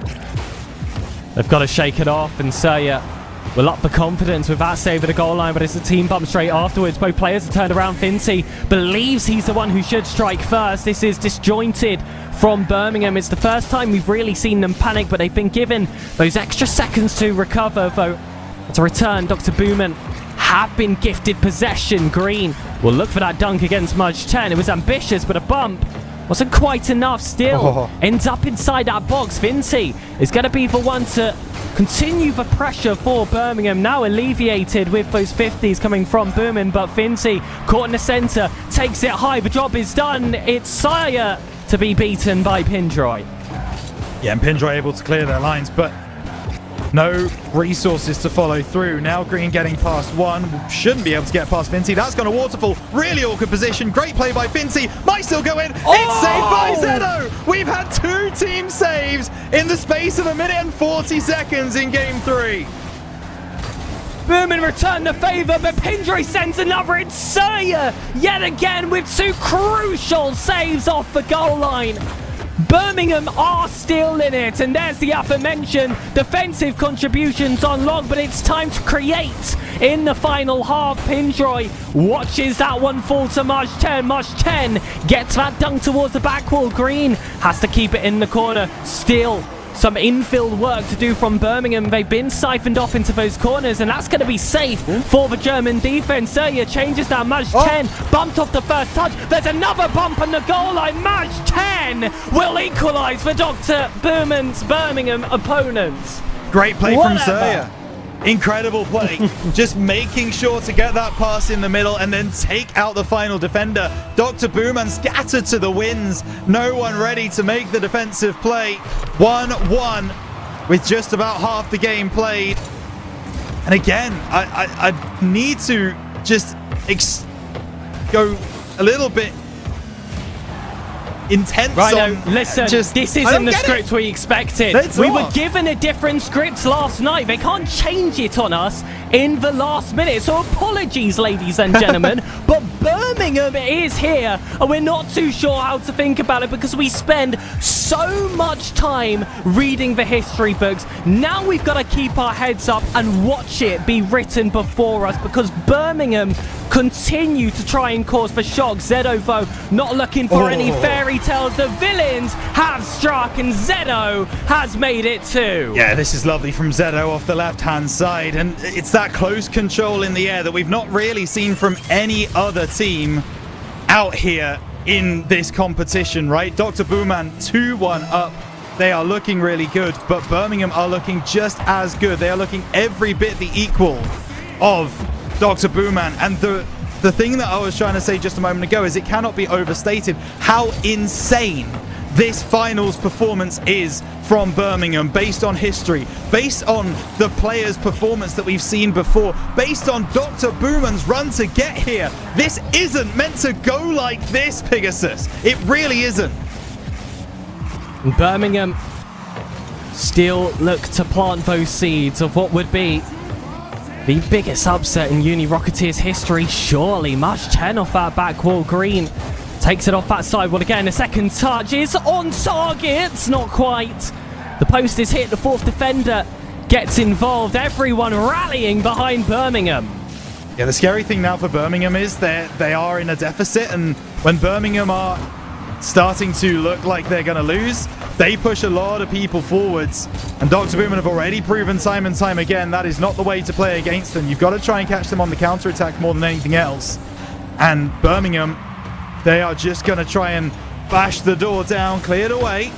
So, yeah, it's a little bit too heavy a touch. 45 seconds to go. Nice play over to the right-hand side, collected by Finty. Backboard opportunity, pass into Mash 10, met by Zedo. Green looks to find Zedo. There's zero boost, though. Surya is already waiting at that corner to just try and transition this defense to something special. They've only got 30 seconds to form an equalizer. Birmingham, historically, have done well in these dying seconds. They know how to send men forward. They do that regardless. Pindroy across the green. Redirect not going to be on target. It's all Finty with 100 boost, but that's bounced far away from him. Zedo just has to waste time. Doesn't try to force too much. It's all 50-50s. Pindroy will do it yet again. It's a professional looking finish from Dr. Booman, but one high ball could change that. It does not. Booman take the series lead, but again are made to sweat against Birmingham. Yeah, a little bit of sweat coming off the brow there from Dr. Booman, but Zedo, what a performance. 500 score, couple of a goal and 2 shots to boot, but it's the 4 saves that's the most important thing. The defense is standing up for Dr. Booman at this point, even though the offense from Birmingham is still just as potent as it has been since the start of this series. What's that, 8 shots coming through from the side of Birmingham to the 7 shots for Dr. Booman. That is as close as it was going to be. If you'd asked 100 people who were fans of Uni Rocketeers about how this final was going to go, I reckon probably 97 would have said that it was going to go way more favorably in Dr. Booman's favor, and the other 3, well, they're playing on the Birmingham side. Well, it's already been a close game, but can a timeout make the difference, Rhino? We're about to find out because it has been called by Birmingham. 60 seconds to try and get their bearings together and find that final piece of the puzzle, because they are so close to taking these games every single time. And now, heading into this 4th game, Dr. Booman have the opportunity to put themselves on match point, and I fear, Rhino, that that's going to be a game difference too many. This feels like an important swing for Birmingham. It does.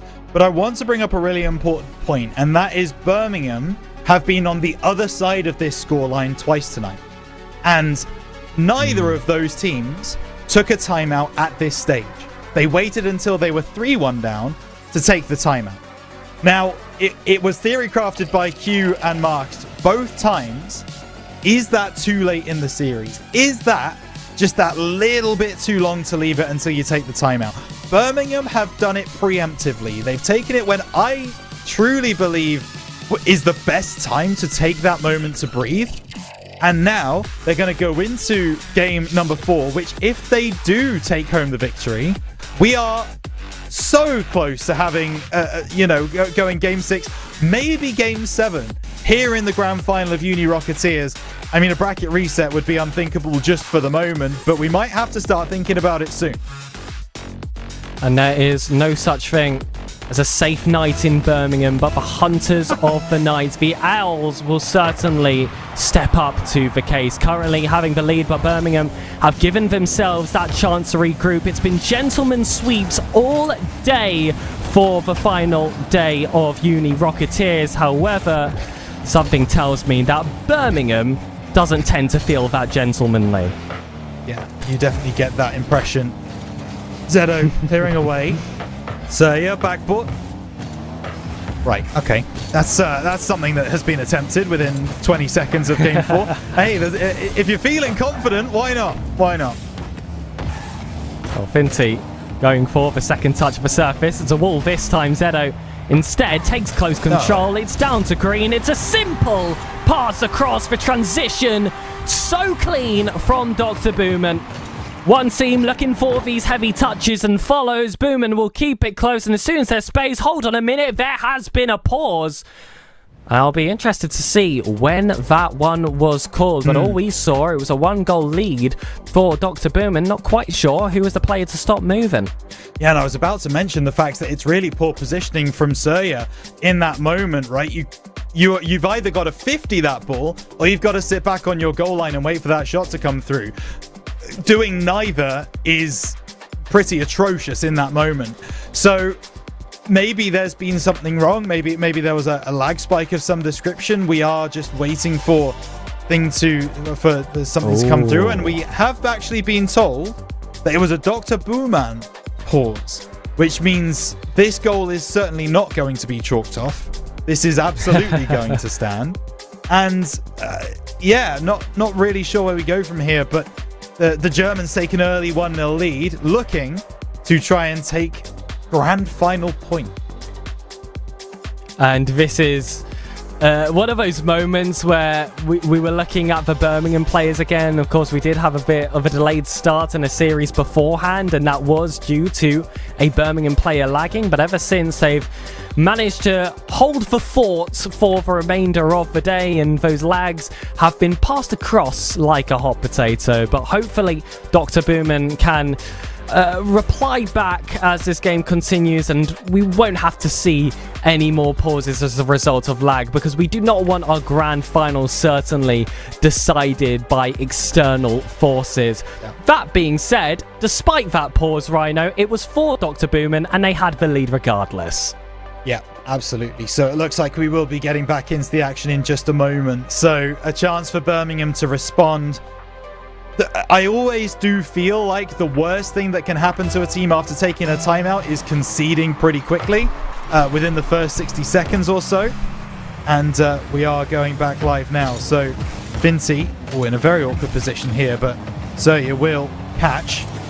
Just move over to that right-hand side. Cleared by Pindroy. Collected into the corner. Surya has to clear, but there's only a Dr. Booman car waiting. Not anymore. Match 10 makes sure of that. Surya gonna leave that one away for Finty, but it's low boost all round for the offense. Surya will still certainly try. Finty's just picked up 100, and they'll make sure that's put to use. Flip reset towards the backboard is undefended. Zedo is being off on that 50. The save comes through, but Surya gets the job done, and it looked like a dead offense for quite some time for Birmingham. But they make sure to maintain that fight. It's how they've played throughout the entirety of the competition and squeeze blood out of a stone.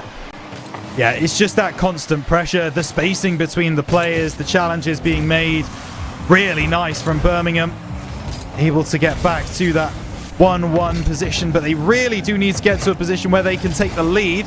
Almost an opportunity there, but it doesn't happen. Surya, good catch, drops it down. Just gonna miss wide left. Zedo can clear. Zedo clear, very heavy. As Pindroy behind to pick up the space, but Finty Instead, knocks him out of position, manages to 50 this one off to the corner. Zeto's looking awkward. Now facing their own net, momentum's all against them. Tries to turn it correctly with the corner read, but Maj 10 is just quicker. It's an easier read for Birmingham. They use the momentum of the play against Dr. Booman. And despite that first goal, there is still that timeout bar. Birmingham collect 2 off the trot. The fact that both Green and Pinjoy just stuck on the goal line, neither really wanting to go, I guess not wanting to double commit, but that communication not working.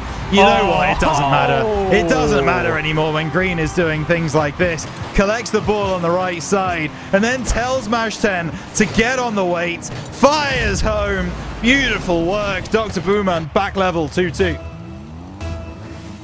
And while it doesn't last long for Birmingham, Dr. Booman immediately make up for their mistakes. There was a bit of a smirk coming from the players as well. That's going to grow wider. Pinjoy just walks that one home.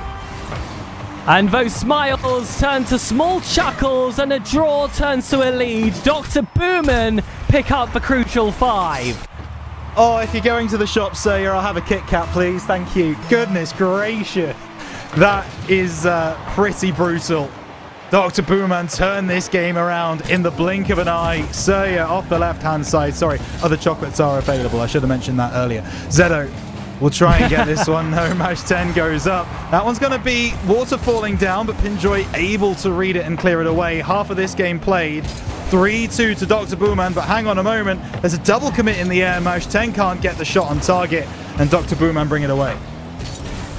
It's high on that wall, Surya able to get that first block. The second one's good. It's heavy towards Finty, but Pinjoy manages to pull off that final save. Surya wants a second of the ceiling, does get it. Zeto jumped early, as did the Birmingham player, and now it's just chaos in front of the lines. The bump will add to it, but Green manages to escape. They were struggling to get themselves out of defense.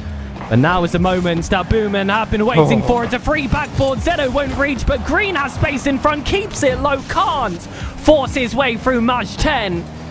And Pinjoy once more has to be the final force for Dr. Booman. It's back for Birmingham. It's really smart defense that by Maj 10, because if he just goes back straight into the ball, it's a Dr. Booman goal, because the player's challenging that 50 right there and then. But because he's able to put that ball over the top, oh my goodness, Maj 10, no. Because he's able to put that ball higher, the player then has to play the response higher, which means it goes onto the crossbar. Really nice positioning from Birmingham. Now Maj 10 off the right-hand side, cleared away for the moment from Zeto. Couple of demos in the build-up. Finty doesn't feel confident enough to go for that, and I don't blame him. Yeah, it was a double demo, but still neutral numbers. And Dr. Booman, who fancy themselves pound for pound, Maj 10 controls. Did see an option towards the wings. Instead, might go all the way himself. Green had to pick up a save, a double padlock. His stress test off the corner. There is a demo yet again. It's another neutral. Finty goes for target. Green will clear it off to the corner, and despite the time spent in Dr. Booman's defense, as soon as that ball gets central, they make sure to clear off to the wings or grab themselves some control rather quick, but that one was precarious. It's Finty again to miss the mark. It's going to be a frustrator for Birmingham, especially if this is the resulting scoreline. It seems like that is going to be the case. Less than 20 seconds to go. Ball into the middle. Finty recovers well. But there's a Dr. Booman car there waiting for it. Green in the corner. We know how professional Dr. Booman can be in the dying moments of a game, especially when they have the lead. Double commit in the corner. Zeto has to get there first and does. Can he get the ball on the ground? He's got a reset to help him out. Maj 10 gets below. Birmingham really, to keep this grand final alive, must keep this ball up. They cannot do it. Dr. Booman take a 3-1 lead, and they have 3 championship points. It was a stunted start, but Green is go. 624 score from that last game, but that would be amateur to just look at the scoreboard. He's had the goals, he's had the shots, he's created the most offensively for this Dr. Boomin roster. It just feels like that he covers every single blade of grass for them. Oftentimes as well, I do want to give out some special love to Pindroy, who, when it's come to making those final saves, has been called to action on many occasions. But what has been missing for Dr. Boomin, and it's not often much when we talk about this side, it is that final product. It's that final press. Sure, they can control the neutral third. Sure, they can pick back up possession in their own. But when they go into enemy territory, who is going to take you over the line? Who is going to lift up the trophy for themselves? Who is going to wrap the medal around their teammates' necks? So far, it has been green for Dr. Boomin, but he has to do it again. The first 3 games are easy. The 4th is always the toughest. Birmingham are going to give it all they've got. They are, and we'll see if that's enough. That's the problem right now. They've proven that they can at least get a victory against Dr. Boomin. They did that in game number 1 of the series. But since then, well, the German side have looked not infallible, but professional. That demo on the final man could cause problems, but a lack of resource means that Birmingham cannot press the acceleration pedal. Now Surya off the right-hand side won't be able to get too much either, but Finty loses out to Pindroy. The demo on the back lines as well. Green plays this one across. Cleared away. Not for long. Crossbar and in. Zedo opens up game 5. They didn't waste any time. We've seen that in previous series, and every single goal has been crucial. It was a 1-goal difference last time. Birmingham, with a waste of an opportunity themselves and an early concession, might be facing a very similar pain. Finty, though, pulls off that first fake versus Zedo. Will take it all the way through. Pindroy again will be the final player to beat. Zedo's got low boost. Will read the backboard this time. This isn't game 1 anymore. Dr. Boomin are warmed up and raring and ready to go to take this championship for themselves yet again. The script had been written from game number 1. And hang on a moment. Birmingham still want the opportunity to flip the script. It has been that the team that wins the first game then don't go on to win any more in the series tonight. Birmingham want to try and change that. They have to do so from behind. An equalizer is good. They now need to go ahead. It's good to see that those opportunities are still two-way.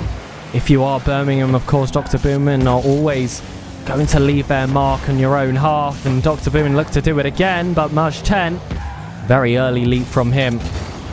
Not looking for this to be the final game of what has been such an excellent seasoned career in the university space. Green up high for himself. Second touch looks to be a self setup for the third. Instead, it lands on Pindroy. Has that backboard. Finty will get that first block, but it's not out for danger area. There's hesitation coming from Birmingham. But Zedo was tunnel visioned towards the play, and that stopped any distractions. I'm just looking at Maj 10's movement there and cringing. Like, you've got to just go for it at that point. There's no one back in goal. What are you waiting for? Press W. Sorry, keyboard. Hold forward on the analog stick. Whatever it happens to be, just move forward. And like, I really don't understand. And he doesn't get anywhere close to the play. Might try this time into the top shelf. And I'll tell you something, that's about the way that this grand final has gone for Maj 10, unfortunately. Crossbar hit, nothing more found. Will clear the ball again, but easily dealt with by Pindroy. Pindroy looking for another, does get a flip reset, and it does allow space in this corner. Maj 10 will get the boom out. Zedo with the first touch, it's close enough for the 15. Not going to be enough to go for the straight B. Pindroy is called to action. Maj 10, this time readily available.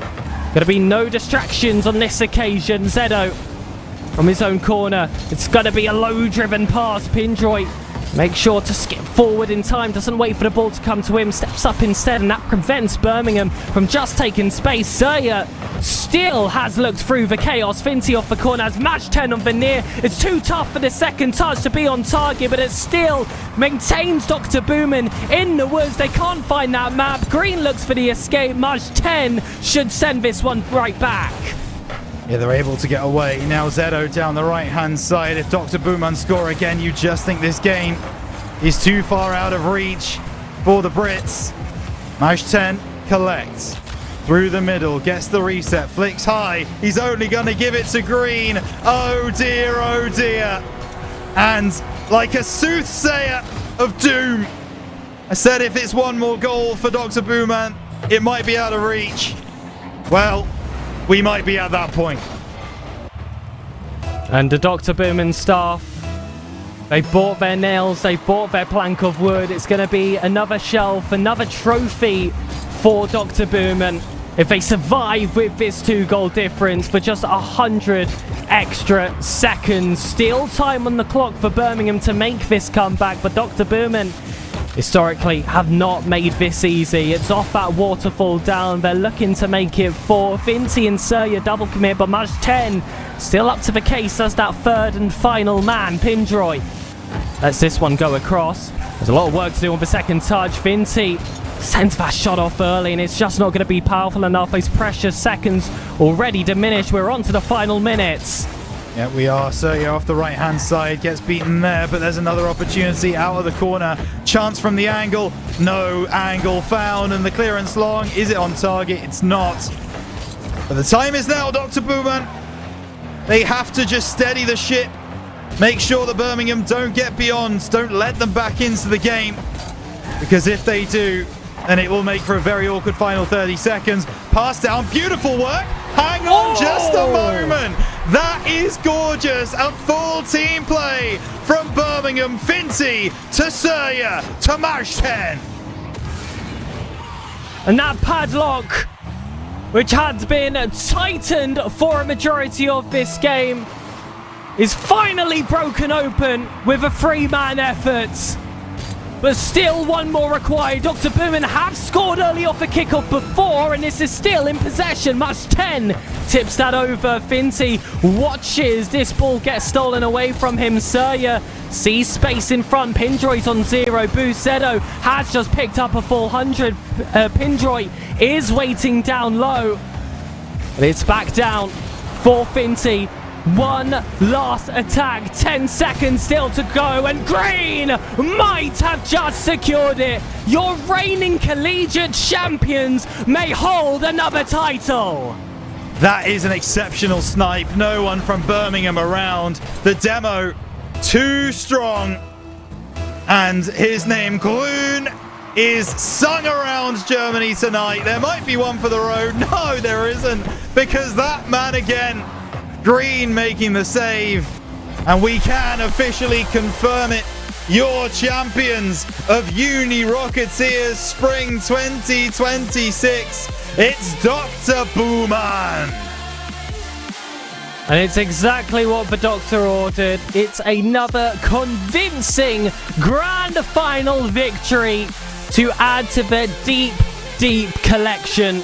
Green, Zedo and Pindroy pick themselves up a Uni Rocketeers championship against the most unlikely of opponents. Birmingham have been called for that bronze place curse, this time succeeding previous results, pick themselves up a silver, but there's still that bitterness behind it. Thus, Maj 10 will finish a grand finalist of the Uni Rocketeers, but nothing more. Still cemented in the history books. However, Dr. Boomin have already had their name written in for quite some time. 4-1 Rhino, it's another gentleman's sweep.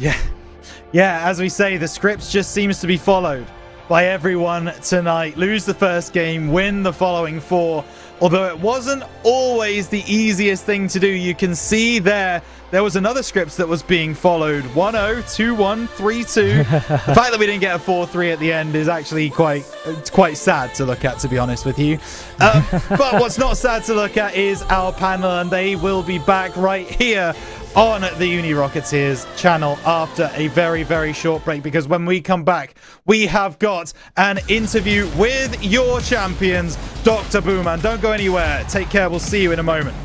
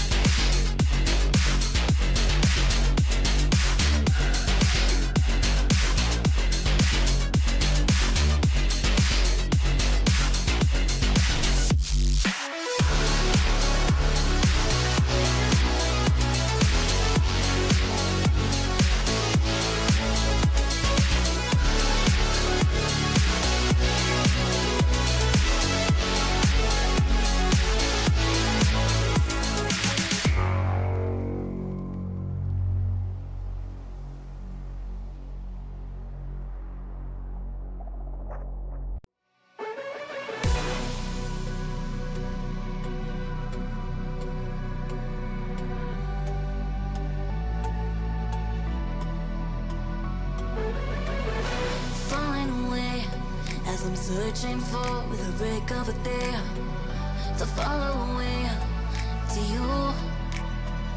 Cause at the end of the day, I ain't looking for no reason to change. Cause everything is good for you. Baby, I can see we're gonna shout it out to the sky. Tell our secrets to the night, so we can see the end inside. We're gonna shout it out to the sky. When I look into your eyes, I can see no better light, better light of love.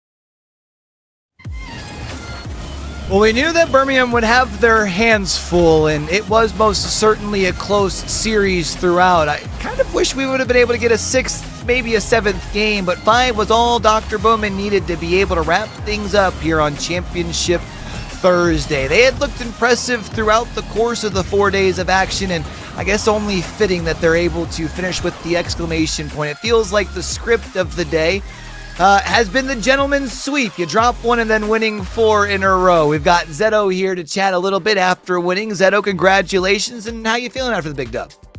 Thank you. We're feeling really good, and we had quite a laugh during the series. It was exciting to see how they play, and it was kind of unexpected, but it worked out for them. So yeah, congrats on their performance as well.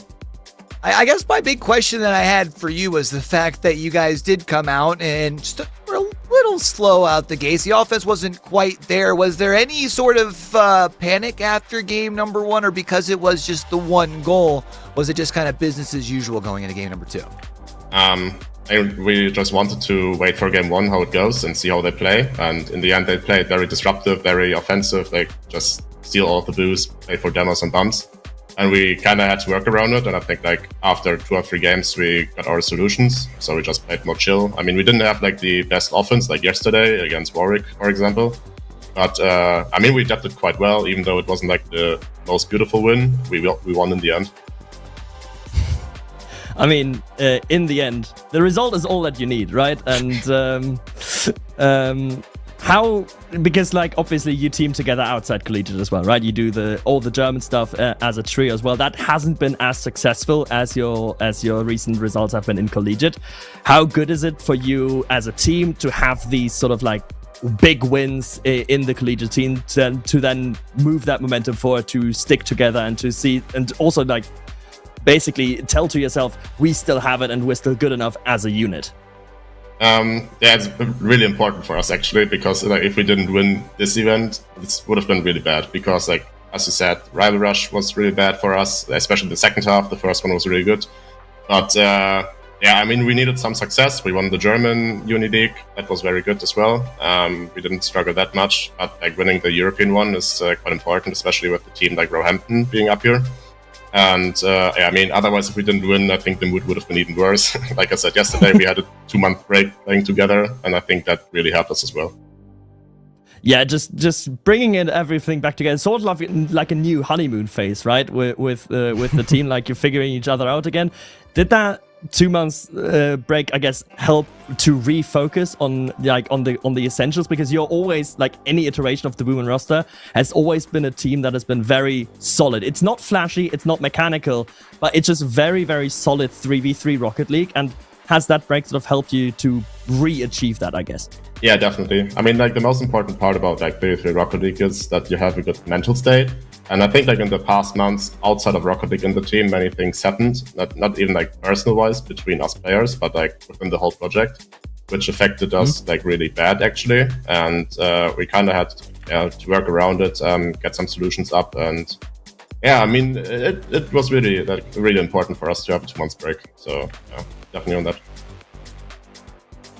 Well, we saw, of course, your opponents there not quite being the team that many people were expecting. Birmingham, despite winning 2 series, it wasn't a case of fatigue for them. It more felt like they came hot out the forge. They were white and ready. They got that first game win against you.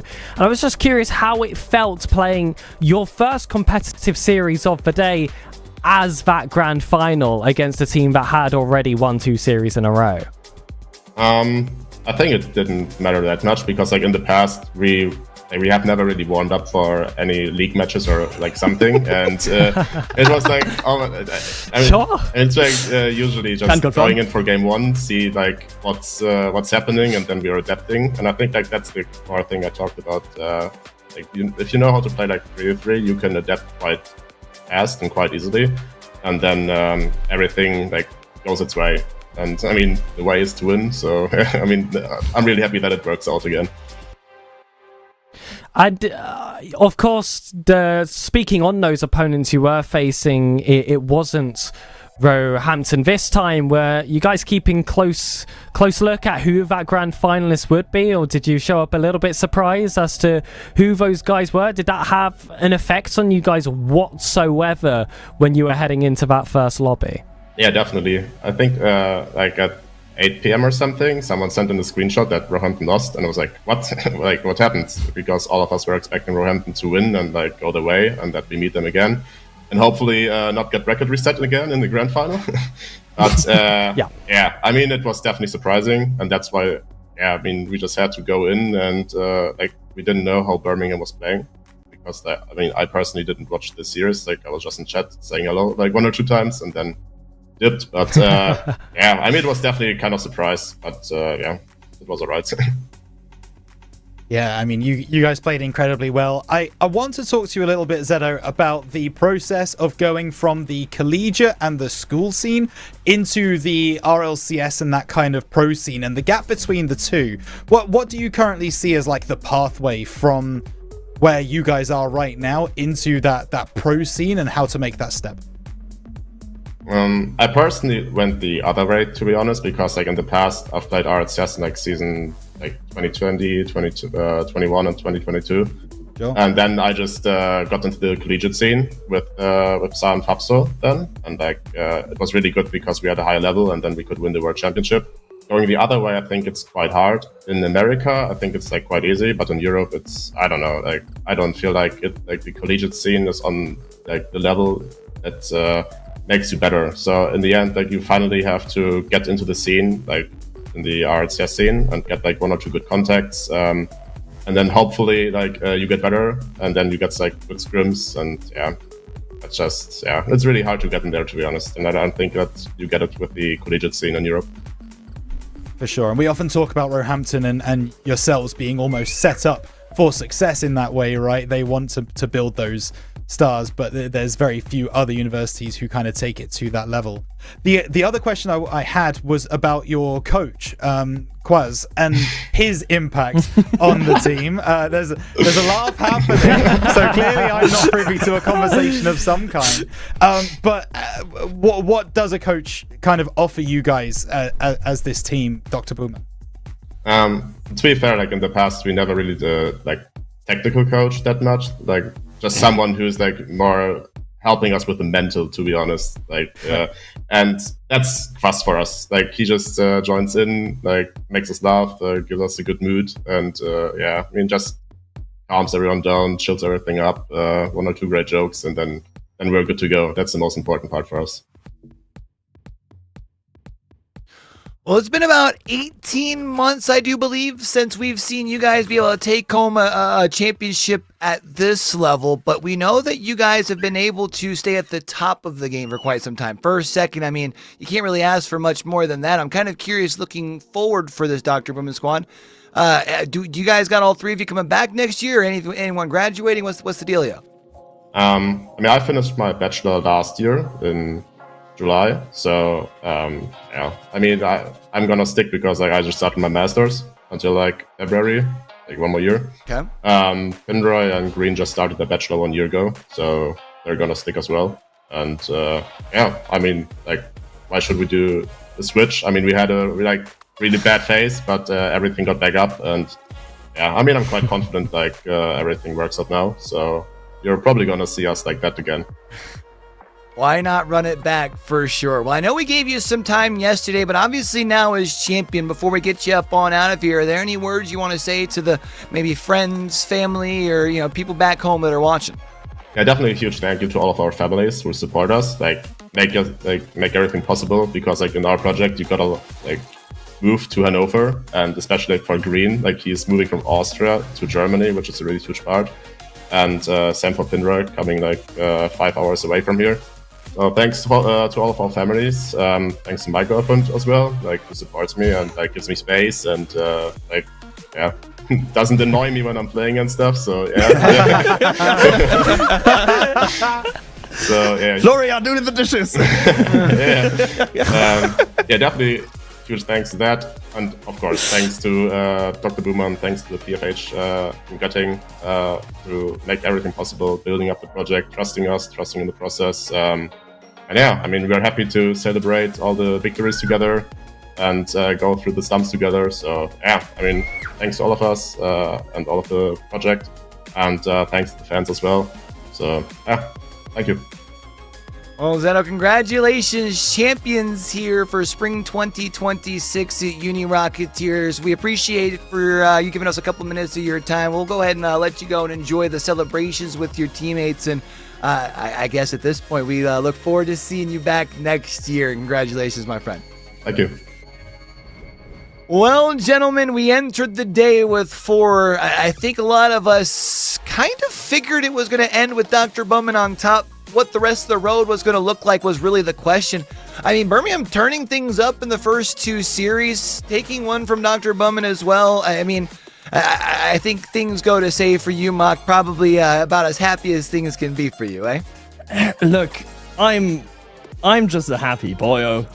What can I say? I come here, I was very disappointed that I only had one team to cheer for in the playoffs, but that meant that at least we couldn't knock each other out of the playoffs. And I mean, the one team was Dr. Bowman. So you know, I was confident all the way through. But honestly, I thought I'm probably as surprised as everyone else is, apart from Rhino perhaps, that Birmingham made it to grand final. And to the grand final, especially with the road that they had, beating Roehampton, then getting their revenge on Warwick.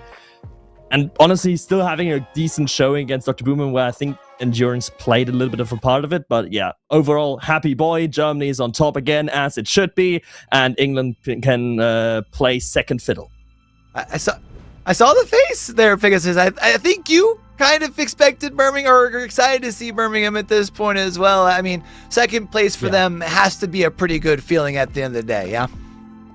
Yeah, absolutely. Like I said, they've had that third place curse for so long, and that's at a regional level. So now to be able to get at an international level that silver medal, that's so impressive from them. And you can't say that it was an easy run whatsoever either. They had to run that lower bracket gauntlet. They'd already beaten Belgium's best. They dropped down to Warwick, then beating out Barcelona, Warwick, all in a row to get themselves to that point. It's extremely impressive. And of course, for Hampton, who Maj10 said was far and away the best team that UK had to offer. And well, there's no prizes for guessing why if you just look back on a few Liquipedia forums. But for today, even though this is very much Dr. Bowman's day and the day of Germany, there's going to be an important footnote and a team that had to play that second fiddle. It takes 2 to tango, Maxfish. I'm sure we can both give credit to Birmingham, but congratulations today. The trophy will go to Germany. Yeah, Rhino, I know you and I have been waiting for a while to be able to work together, but I also know this is your first time over here with us at Uni Rocketeers. You've been with us across the 4 days. Give me kind of your final thoughts and wrap down here before we head out.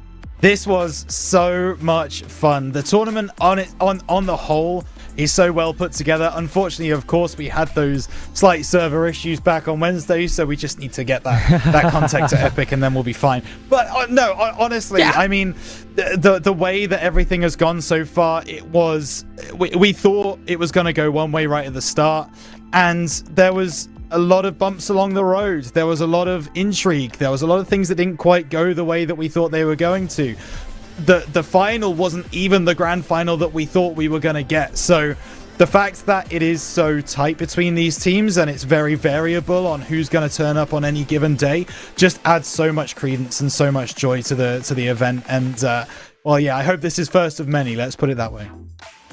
Well, Pegasus, I know you said you had quite a bit of fun. Usually when we work together, it's over on my side of the ocean. I finally get to come over and hang out with you over here. Any final words from you before we wrap out of here?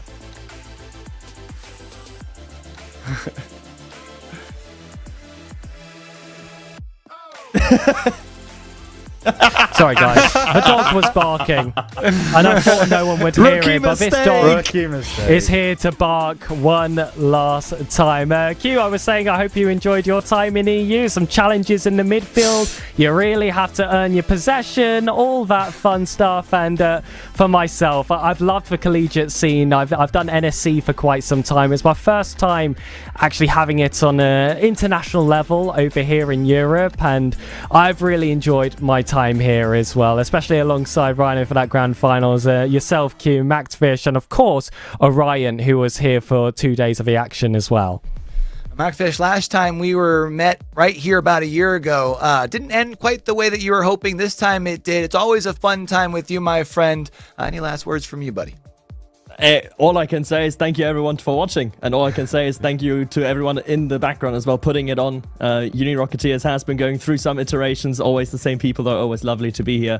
And yeah, I wish we were still in our golden era of 2022, 2023, but alas, we are still having fun, and that is the most important bit. And we're still crowning German teams as champions, so I can't complain.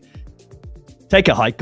Take a hike, boys. Come on. I guess we had to let him get one more in. It has been an absolute blast to be able to come over here and hang out for another iteration of Uni Rocketeers for spring 2026. These last 2 weeks, 4 days, however you want to call it, right, has been an absolute fun with each and every one of you. That is for sure. Hopefully we get to run it back here soon. Make sure for each and every one of you guys that are in chat, first off, if you haven't already done so, make sure you hit that follow button down below and turn those notifications on. And two, make sure you're keeping an eye out on social medias, as we've got some announcements here for some future tournaments here in the near future. We do hope to catch you back as far as the next one. Before we do gotta get out of here, I'm gonna make sure we're giving a big shout out to that big old staff that's working in the background. We have the easy jobs. We show up, we get excited about pixels. First off, we gotta give a big shout out to Haza working behind the screen, giving us the views, the vibes, the eyes in the skies, but also all of our admin that work in the background to make sure that things go as smooth as possible as well. It really does take a village.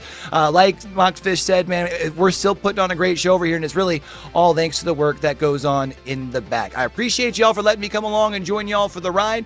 And until we do catch y'all back for the next one, man, don't forget, with everything crazy going on in the world today, be true, be you, be sincere, game hard and love hard. All right, y'all? It's your boy Q, and from the rest of the crew here from the front to the back, y'all have a great rest of your week.